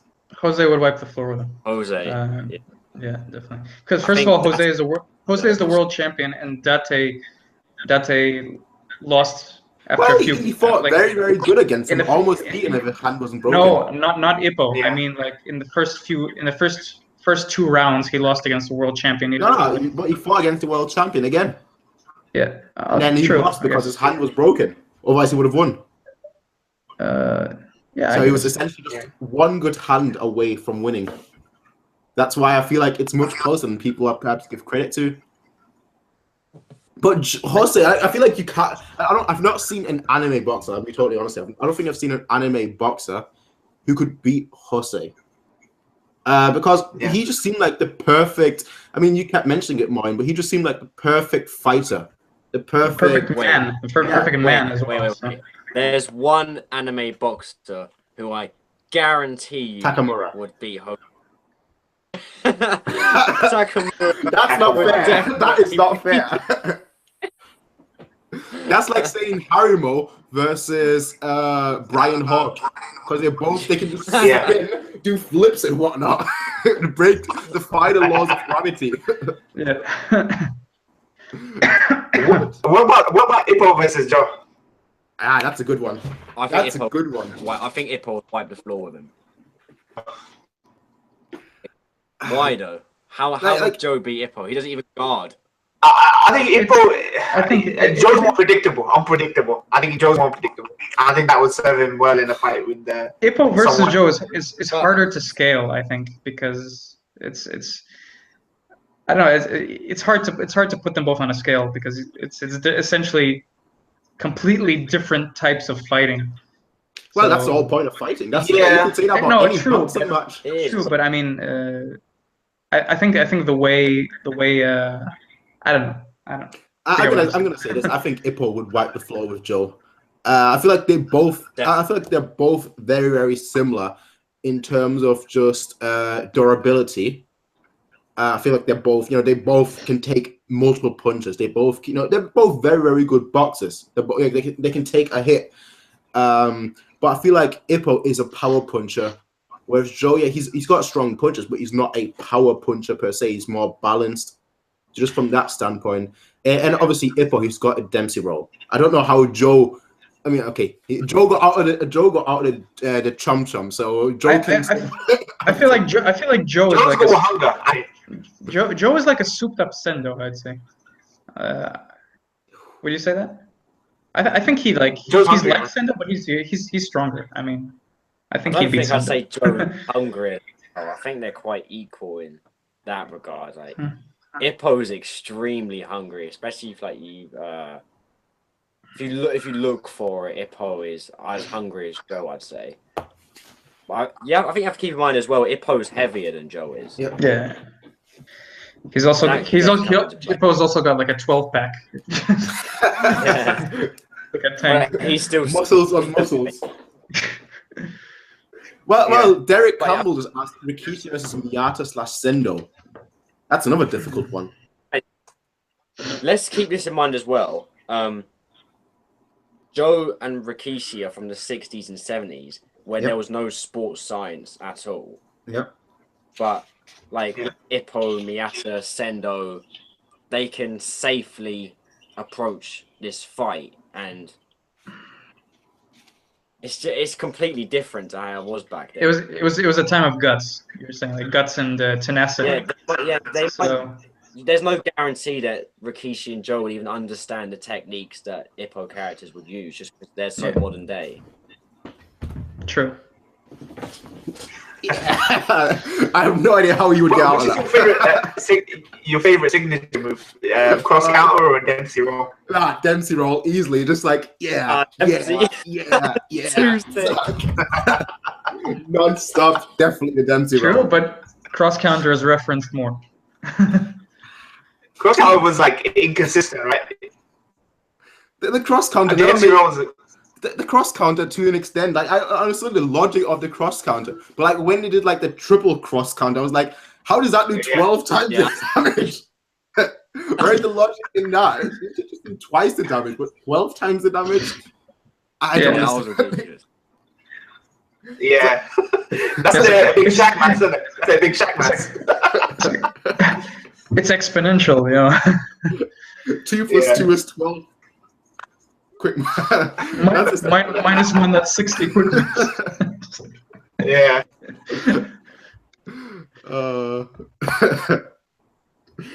Again, I think that Ippo would beat Joe in the fight just because he is the guy can punch rock essentially. Ippo, Joe, had to put actual rocks in his glove to fight against Rikishi when they were in prison. But Ippo, I think, would actually knock Rikishi out. And like I said, Rikishi was my favorite character of season 1. So that's just my thought on that whole debate. The thing is, with Ippo as well, he punches so hard. Like his the shape of his fist is actually flat. Yep. So that explains why he punches like a truck, right? So I think, but obviously back then, I don't think Joe would even know about that. So he'd probably just walk up to Ippo with no guard stance and just get destroyed in like one punch. Can you imagine tough guy, Joe with no guard against Ippo? Get floored. He'd be like, go ahead, punch me. Joe was so cocky in season 1. Like, if he just came up against anyone who could actually punch like a brick, he would have He could have been ruined from in season 1. Well, Ippo would just like go up in his face and start going Dempsey roll, and he wouldn't know what he's doing. He'd die or something. It's like, go get him, little brat. Yeah. Yeah, he's like looking at him like, "What are you doing, Ippo?" And he just brings out a Dempsey and he's gone. I just can't see how we'd beat him. I can imagine Ippo initially getting nervous by how unexpected his like Joe's fighting style is, but eventually he'd pretty much like destroy him, I think. Yeah, he'd adjust. Yeah. So Yeah. Ippo's the kind of character. By the way, about adjusting, Ippo, like throughout most of the series, he's the kind of guy that, you know, first takes the punches and then adjusts and then eventually defeats the person in the end. Would you say Joe is the same kind of character? Definitely. Yes. Yeah. Well, Salton actually made up a great point just now that Joe. I don't actually agree with what he said, but Joe beat a guy who fights bulls with one punch. He knocks out a bull. Don't forget that. So that makes no sense in the first place. I don't know if Ippo could take out. Well, maybe Ippo could. Didn't you see that? You saw season 3, right? Takamura took out a bear, so okay. Yeah, and let's keep in mind. But you saw season 3 of Ippo, right? Like where what's the coach's name? The coach name, Ippo's coach. The guy punched a piece of a piece of wood into the hill with his fist. That makes no sense. But let's keep in mind as well, right? See, we saw Takamura knock out a bear, and we also saw Ippo was like this close to beating that same guy in an arm wrestle. So I think he could probably knock out a couple of balls, but he'd probably run away. But you know, if he had to, I think he could probably. Recon mentions Dampe versus Kamigawa in a screaming contest. That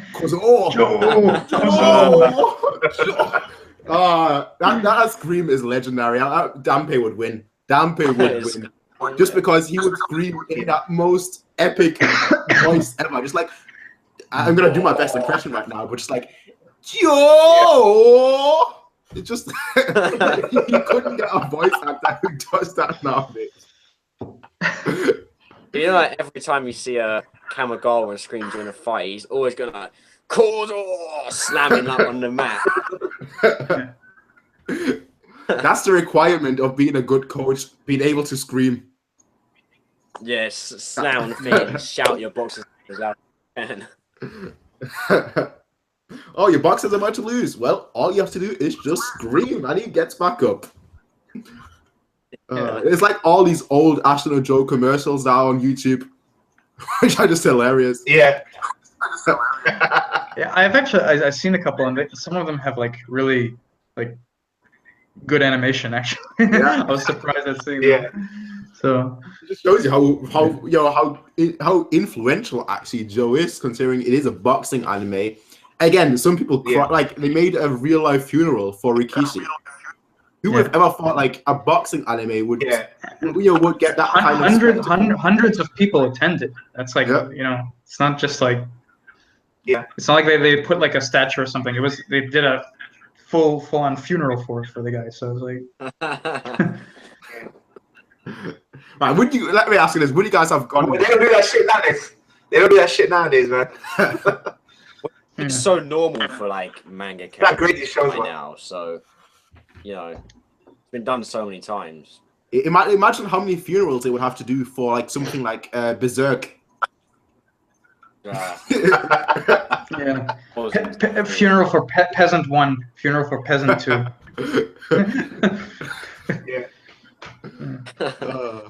All right. Well, let's go on to another question. Prince, you got any other questions? Well, you said you compiled a list. Yeah, we've already gone for like 15 questions. I've only had 10 written down. But I've got my last question is overall thoughts on the show. I guess we kind of just talked about that. But let me ask you this then: where do you rank Joe in terms of like your favorite sports anime and then your favorite anime in general? Well, I've Probably got not. a top 5.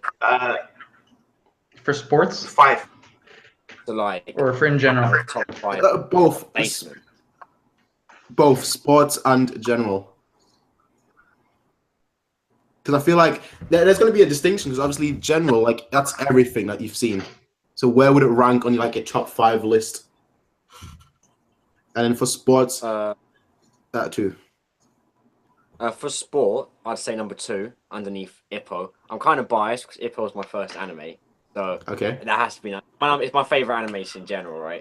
Okay. Overall, it's my number 3, underneath Ippo and JoJo Greatness. Which one? Which one is under? JoJo. Oh, so you're not ranking by sports anime, right? For sports, number 2, but overall, number 3. Okay. Well, what are your top 5 Alright. sports then? I've only seen. I haven't even seen 5, so Okay. I can't say top 5 sports. I can definitely say like my top 3, like for sports, for instance. Okay. Number 1 and number 2 are at the same spot for different reasons. Like they're roughly equal for similar. I already know where you're going with this. Yeah, number 1 is Joe, and number 1 is ping pong. I'd probably have to say that. I mentioned that lots of times, and I'm pretty sure Moyne also thinks the same. Ping pong. Yeah. Ping pong solely due to its creativity and how much it manages to accomplish in such a short like period of time.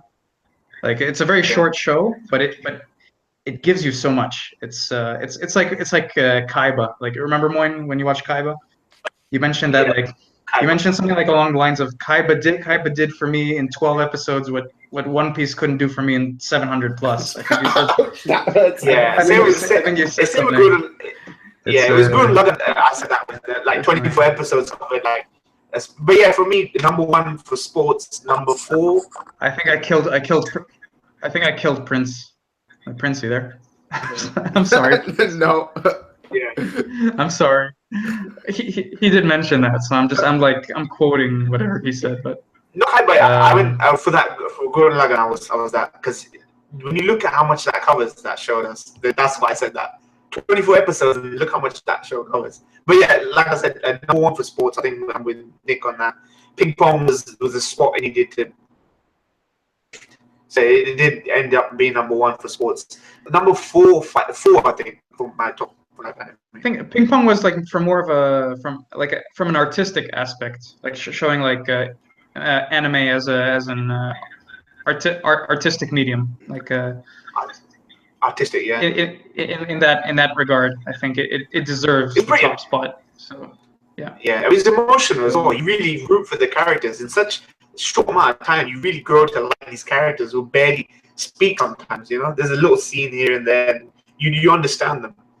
And they don't necessarily have to speak. You can understand by their like the subtle behaviors and cues that they give to one another. Yeah, like one character. I'm gonna mention it on stream just for you plebs that have watched the ping pong. But a character that I really hated finds a grey hair of his mum in some biscuits that his mum sent him abroad. Right, just a little moment tells you a lot about his relationship with his mum and stuff, and home comforts and all that kind of thing. So just a little moment like that. I thought that was brilliant. But yeah, I still don't manage to beat ping pong ultimately because. Number 3 for me. I mean, like I mentioned top 3. So number 1 and 2 are ping pong and Joe, and number 3 would have to be Touch, which is a baseball series. I don't know if anyone's seen it, but. Okay. Well, I think for me personally, it is my favorite sports anime. I can say that easily. It used to be Ippo, but Joe overtook it. So Ippo is number 2 for me, and I don't know after that. Probably like I don't know, Tsubasa, number 3. Captain Tsubasa. Yeah, football. Or should I say soccer? That would be probably number 3. But that's probably like where my sports anime stops. Well, my sports anime list stops. Overall, I can't. That's the thing. I can't rank it overall because I don't really have a top 5. In terms of just anime. I think secretly Moin's favorite is Haikyuu. He couldn't stand how amazing it was that he couldn't watch it after 1.5 episodes. Just secretly right it's his off. favorite. Oh, yeah. The dialogue is what put me off. I love the animation. It's just the dialogue is so cringe, man. Like, you know, when you take it, you can take a piece of dialogue and put it into another anime, and it will fit perfectly in there. And which is typical of maybe shonen animes, which is about karma power-ups and friendships and rivals and this formula, right?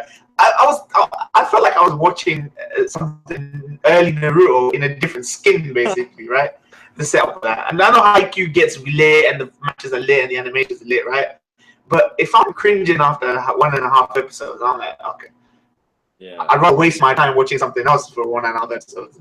Maybe enjoying it and then dropping it or something. I don't know. I still think you should have given it a bit of more of a chance. Maybe I should have. Maybe I should have 3 episodes. Yeah. I'm only hearing positive things about it, so yeah, it definitely seems to be something that people really, really love. It's like Prince of Tennis back in the day. Like I remember even friends of mine who didn't watch anime talked about Prince of Tennis, and I was like the only one that didn't watch it, which is usually not the case.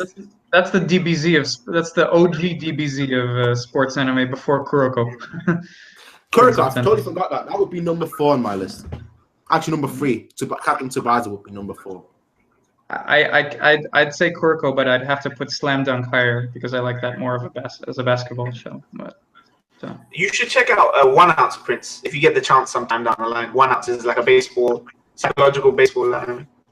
Okay. Well, I was thinking of picking up like a new sports anime sooner or later because I kind of missed the sports element. But I was thinking Major, just because there's this one guy whose YouTube name is quite literally "Go Watch Major." So I was like, okay, I need to go and watch Major. Now, just one the topic of a sports anime.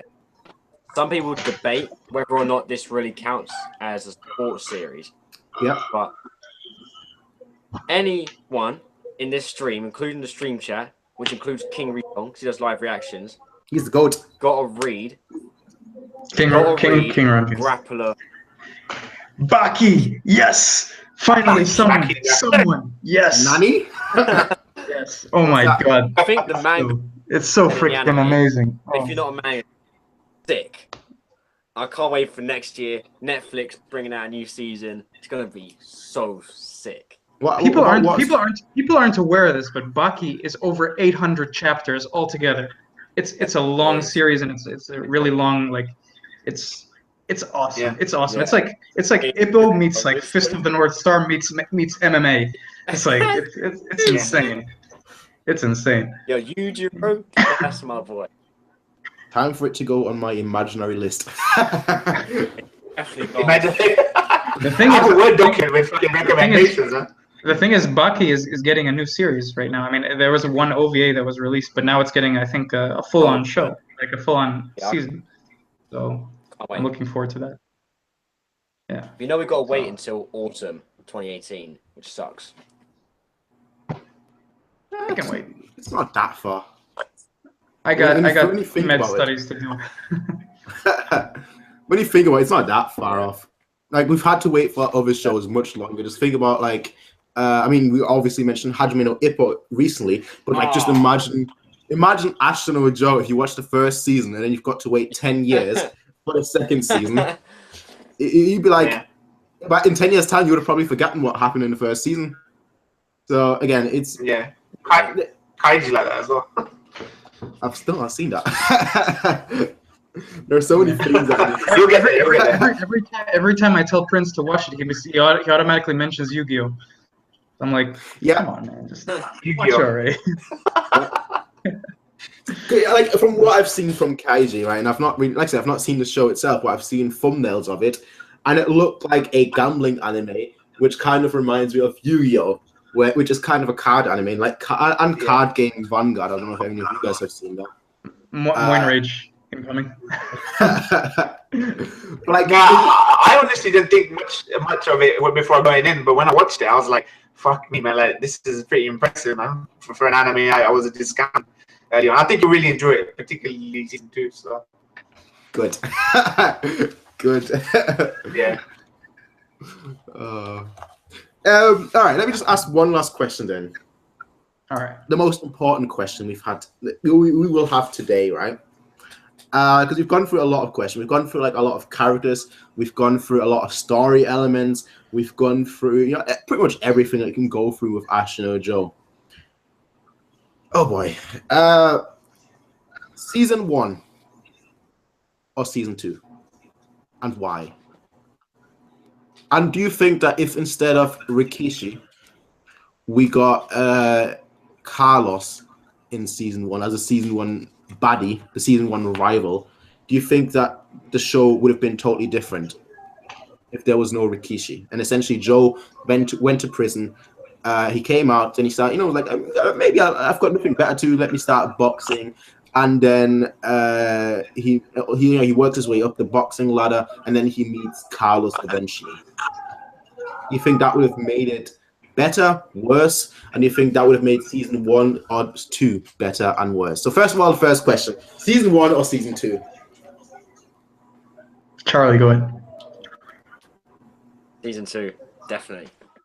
Well, I assume season 1 cuts off after Rikishi, right? Yeah.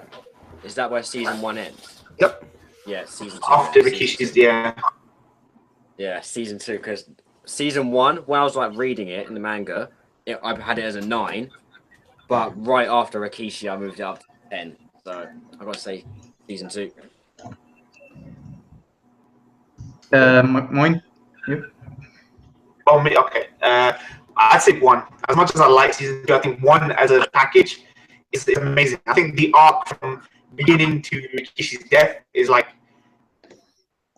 the best. I think it's the strongest season, I think, for me. Interesting. Like that builds up Joe. If you want to go back to something, you go back to season 1. You wouldn't need to watch season 2. You just be watching season 1 and be like, you know what, this is Joe, man. So. Okay, Nick. I'd have to go with season 2. I feel like I'm constantly going against you guys. I'm really sorry for that. Well, you're going with Charlie. I'll give you my view on this. I mean, I view season 1. Season 1 establishes the character. You get all his traits. He establishes the relationships between the people.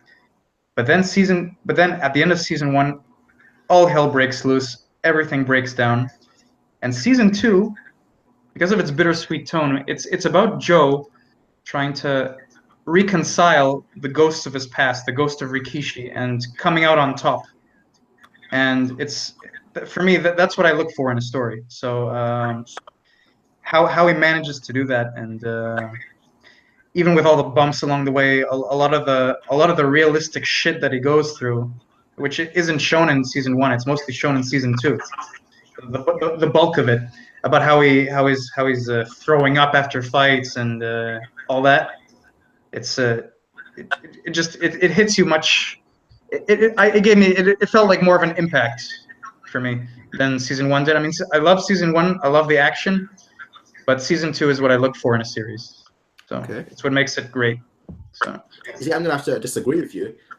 So I think we're actually split right now. We're 2 people who like season 1, 2 people who like season 2 more. Yeah. But I like season 1 more just because, again, like at the first, I liked season 2 more. But looking back at it, like the prison scene, I thought that was pretty long. But looking like after when the show finished and I looked back on it, I was like, you know what?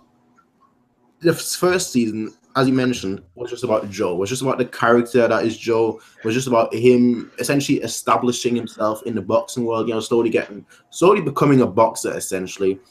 But season 2 almost. And this is gonna sound terrible, no matter how I say it. But season 2 almost felt like it was just fights. There was still obviously character and whatnot, but it just felt like more fights than anything else. And I feel like the fights in Ashita Joe weren't a strong point. It's the character. So that's why I feel like for me, like the rivalry, like just the pure rivalry that you had. Obviously, season 2 was much more psychological, but season 1 it just felt like they're 2 rivals, and you could really feel the intensity, and that's what for me personally. Maybe it's because I'm a Rikishi fanboy, and he's my second favorite character. The thing about the fights in season 2, I felt that they were like stepping stones in Joe's path of building himself back up and facing his facing his demons, which is something I like because if you look at the fights in season 1, what's his main drive in those fights? Like what in your opinion is drive? To win. To win. Right. But here, it's all over the place. Yeah. So, but here you see he's a shell of what he used to be, and he's trying to find meaning in his life and trying to get back to where he was. I just find that beautiful. I mean, and the fights just like facilitate this journey of his. So that's why I like season 2 more. Again, I can see the point for like both sides, for people who like season 2 more, and obviously me who like season 1 more. I mean, season 2 I think it has a lot more memorable moments. You know, obviously you have Carlos, then you've got Jose, and then obviously Carlos returning. Then obviously I wouldn't say more, because season 1 is also a lot longer, and season 1 is you also have like amazing scenes like with the water and Rikishi and the Rikishi fight and that's in the prison. So they both equally have their fair share of scenes. It's just the vibe is different, so it's up to personal preference, I guess. All right, now back to like the other question. If there was no Rikishi and Joe started boxing, and then ultimately met Carlos, and then ultimately met Jose, do you think the story could have done a good job, as well of a job as it did? With I don't think Joe would have become a boxer without Rikishi, because that was his main his main drive, and like asking Dampe to train him was in order to defeat Rikishi in the first place. So without Rikishi, who is he? I mean, well, he's a traveler. He wouldn't have any reason to box, I think. At least initially. So you see, it's a very difficult question to answer, because obviously we are asking a question that we can't answer because the show hasn't gone that route. But I feel like ultimately he would have still, because he loved to fight already. Now, maybe not boxing, but he loved to fight. He always picked fights with every single person. That I feel like ultimately, in some way, shape, or form, and obviously back then, I don't think it was MMA, I don't think there was UFC, I don't think there was all of these things. So boxing was the only route you could really go, or become a street thug. So I feel like he would become one or the other ultimately. And I feel like considering Dampe was already there from episode 1, he would have then gone the boxing route. So that's why, for me, I feel like ultimately he would have still joined the boxing profession. I don't know. I think it's because Rikishi was such a charismatic character and kind of. You know what it was? I think it was. He planned Joe. magic. Yeah. So. Yeah. Joe was an alpha male that came up against another alpha male on the ground level, right? And you know what happens when 2 alpha males meet each other, and they fight for dominance, right? But then there was a rival respect. Rikishi walked him in every single way. He composed himself. His masculinity was checked, right? Joe was all over the place, right? I think that the driving force was this idea of 2 alpha males coming up against each other. Like, if you think of the animal world, right? And without that force, that drive force, I don't think Joe it would have been anywhere near as interesting. His progression through like a wild masculinity, like a wild masculinity versus a refined masculinity. That's what you mean. Kind of. Yeah, exactly that. Yeah, exactly that. Yeah. Well, you're forgetting the ultimate alpha male in that prison, Nishi. The guy. Once upon a time. The guy ruled the prison. He went straight to beta though after a couple episodes. Yeah, he did. It was for that, but that's what happens when you meet an alpha male, man. The guy who thinks he's alpha becomes beta, right? In the presence of greatness. I think the true alpha was Skeleton. I think he really ruled the place. He did, didn't he? Just look at his hair. That shows you how awesome he is. He's been through so many life experiences that he just lost all of his hair, Yep. Who knows what he's been. Okay, here's a wild theory. What if Jose is Skeleton. Jose, you know, obviously he started to lose the hair in the final episode. He started to go grey in the final episode of Ashita Joe. What if, say, 10 years in the future, that's Skeleton, and it's all a dream or like, whatever? But I'm gonna burst your bubble, but it's established it's not because we see Skeleton in season 2. So. Yeah, but what if he time traveled? Yeah, true. Not at the same time though. No one's seen it at the same time. Good point. No, what if I know? What if Jose, so Skeleton, was originally not in prison, but when Jose fought against Joe, he was so interested to find out where he learned boxing that he time traveled back and put himself in prison with Joe. Guys, I think he's got the money. You can make it a time travel mission. I think it's getting late.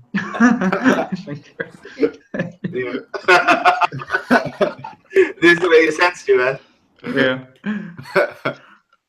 Well, I just want to bring up one. That's another anime for another time. Perhaps that's what Megalobox is all about. Yeah, exactly. I'm definitely gonna see that show just out of pure curiosity. Yeah, absolutely. That's for sure. Yeah, as I was saying, I just wanted to bring up one thing, and that is Derek Campbell's comment. You know, based on the question of what if there was no Rikishi. He says, if Joe didn't meet Rikishi, then he wouldn't have been able to get up in the Wolf match, and Wolf's career would have continued, and Yoko never would have had a reason to bring Carlos to Japan.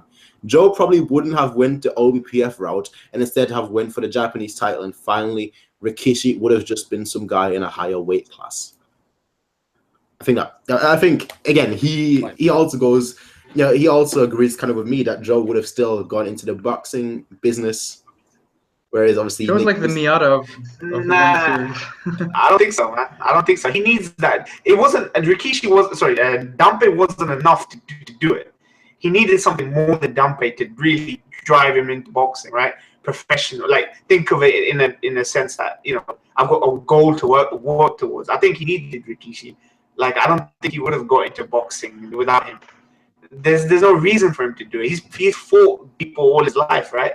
Dogs on the street, all that kind of thing. What was it about made him actually look at his life and focus on it and think that I don't want to be in and out of jail all the time. I want to be working. I think Rikishi, without Rikishi, there's nothing. I think why would they hold a funeral for a fictional character if he wasn't such an integral part of that show? I think that's what's so special about Rikishi, I think. Well, when Joe sees a character that he looks up to so much and views him as a role model, and he sees that character dedicating his entire life to something, then he realizes that there must be something in it that, you know, evokes his personality and where he can apply himself. So, so exactly. All right. Final question, and I think we're going to end it with this one. What are your overall thoughts on the show, and what would you say to somebody who hasn't seen the show? I don't know why they would be watching this, but what would you say? Well, because we already spoiled pretty much everything that happens in the show. But what would you say to somebody who's not seen the show? Like, what would be your, I guess, your guiding words into the show? Watch it, you plebs. Yeah. Fucking plebs. I got the F word in there as well. F-bomb in there as well. Such profound words. Honestly, I wouldn't be, you know, like we had that conversation before about masterpiece and be careful about what you throw around when you say masterpiece, right? I wouldn't be uncomfortable saying a masterpiece. I'll be uncomfortable saying it about some shows. I wouldn't be uncomfortable saying it about Joe. I'd also say that just don't be put off by the age of the show, right? The animation and the age, right? I think once you get into it, you'll forget about the age and the animation. You'll love it. I think you'll like the character. Sign in the background. More anime sucks. Modern anime sucks balls. That's true. It's always going to be true. Think about it. 20 years from now, it might be true as well. Just like bring that around. I disagree with you. I think we're on a totally different end of the spectrum here. Actually, that's fairy tale sucks right now. I love my modern animes. Yeah.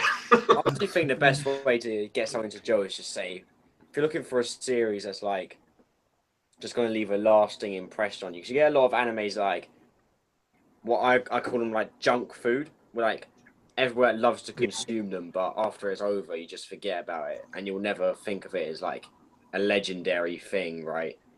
But then there's that one, although it's like a big time investment, you'll never forget about it, sort of thing. It's just one of those series.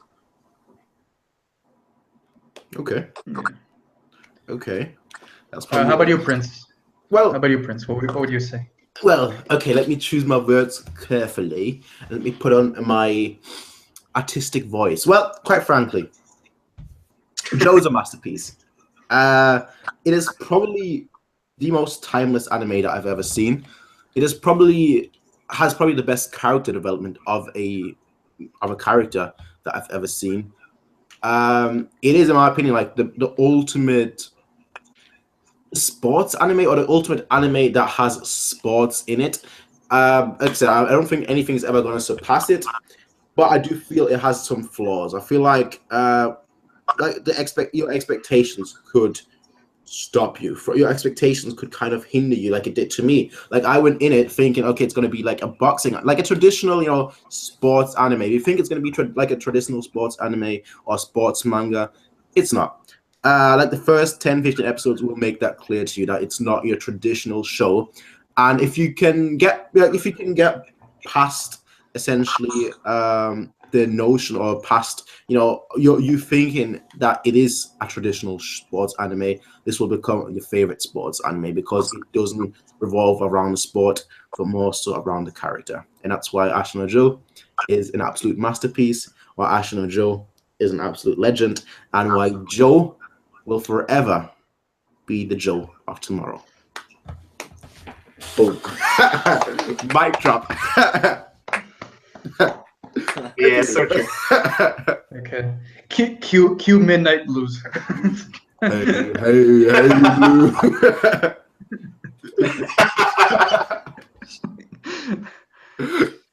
All right. Well, I'd have to say that. I of course I wouldn't say anything as eloquent as Prince put it just now, but I'd say that if you want a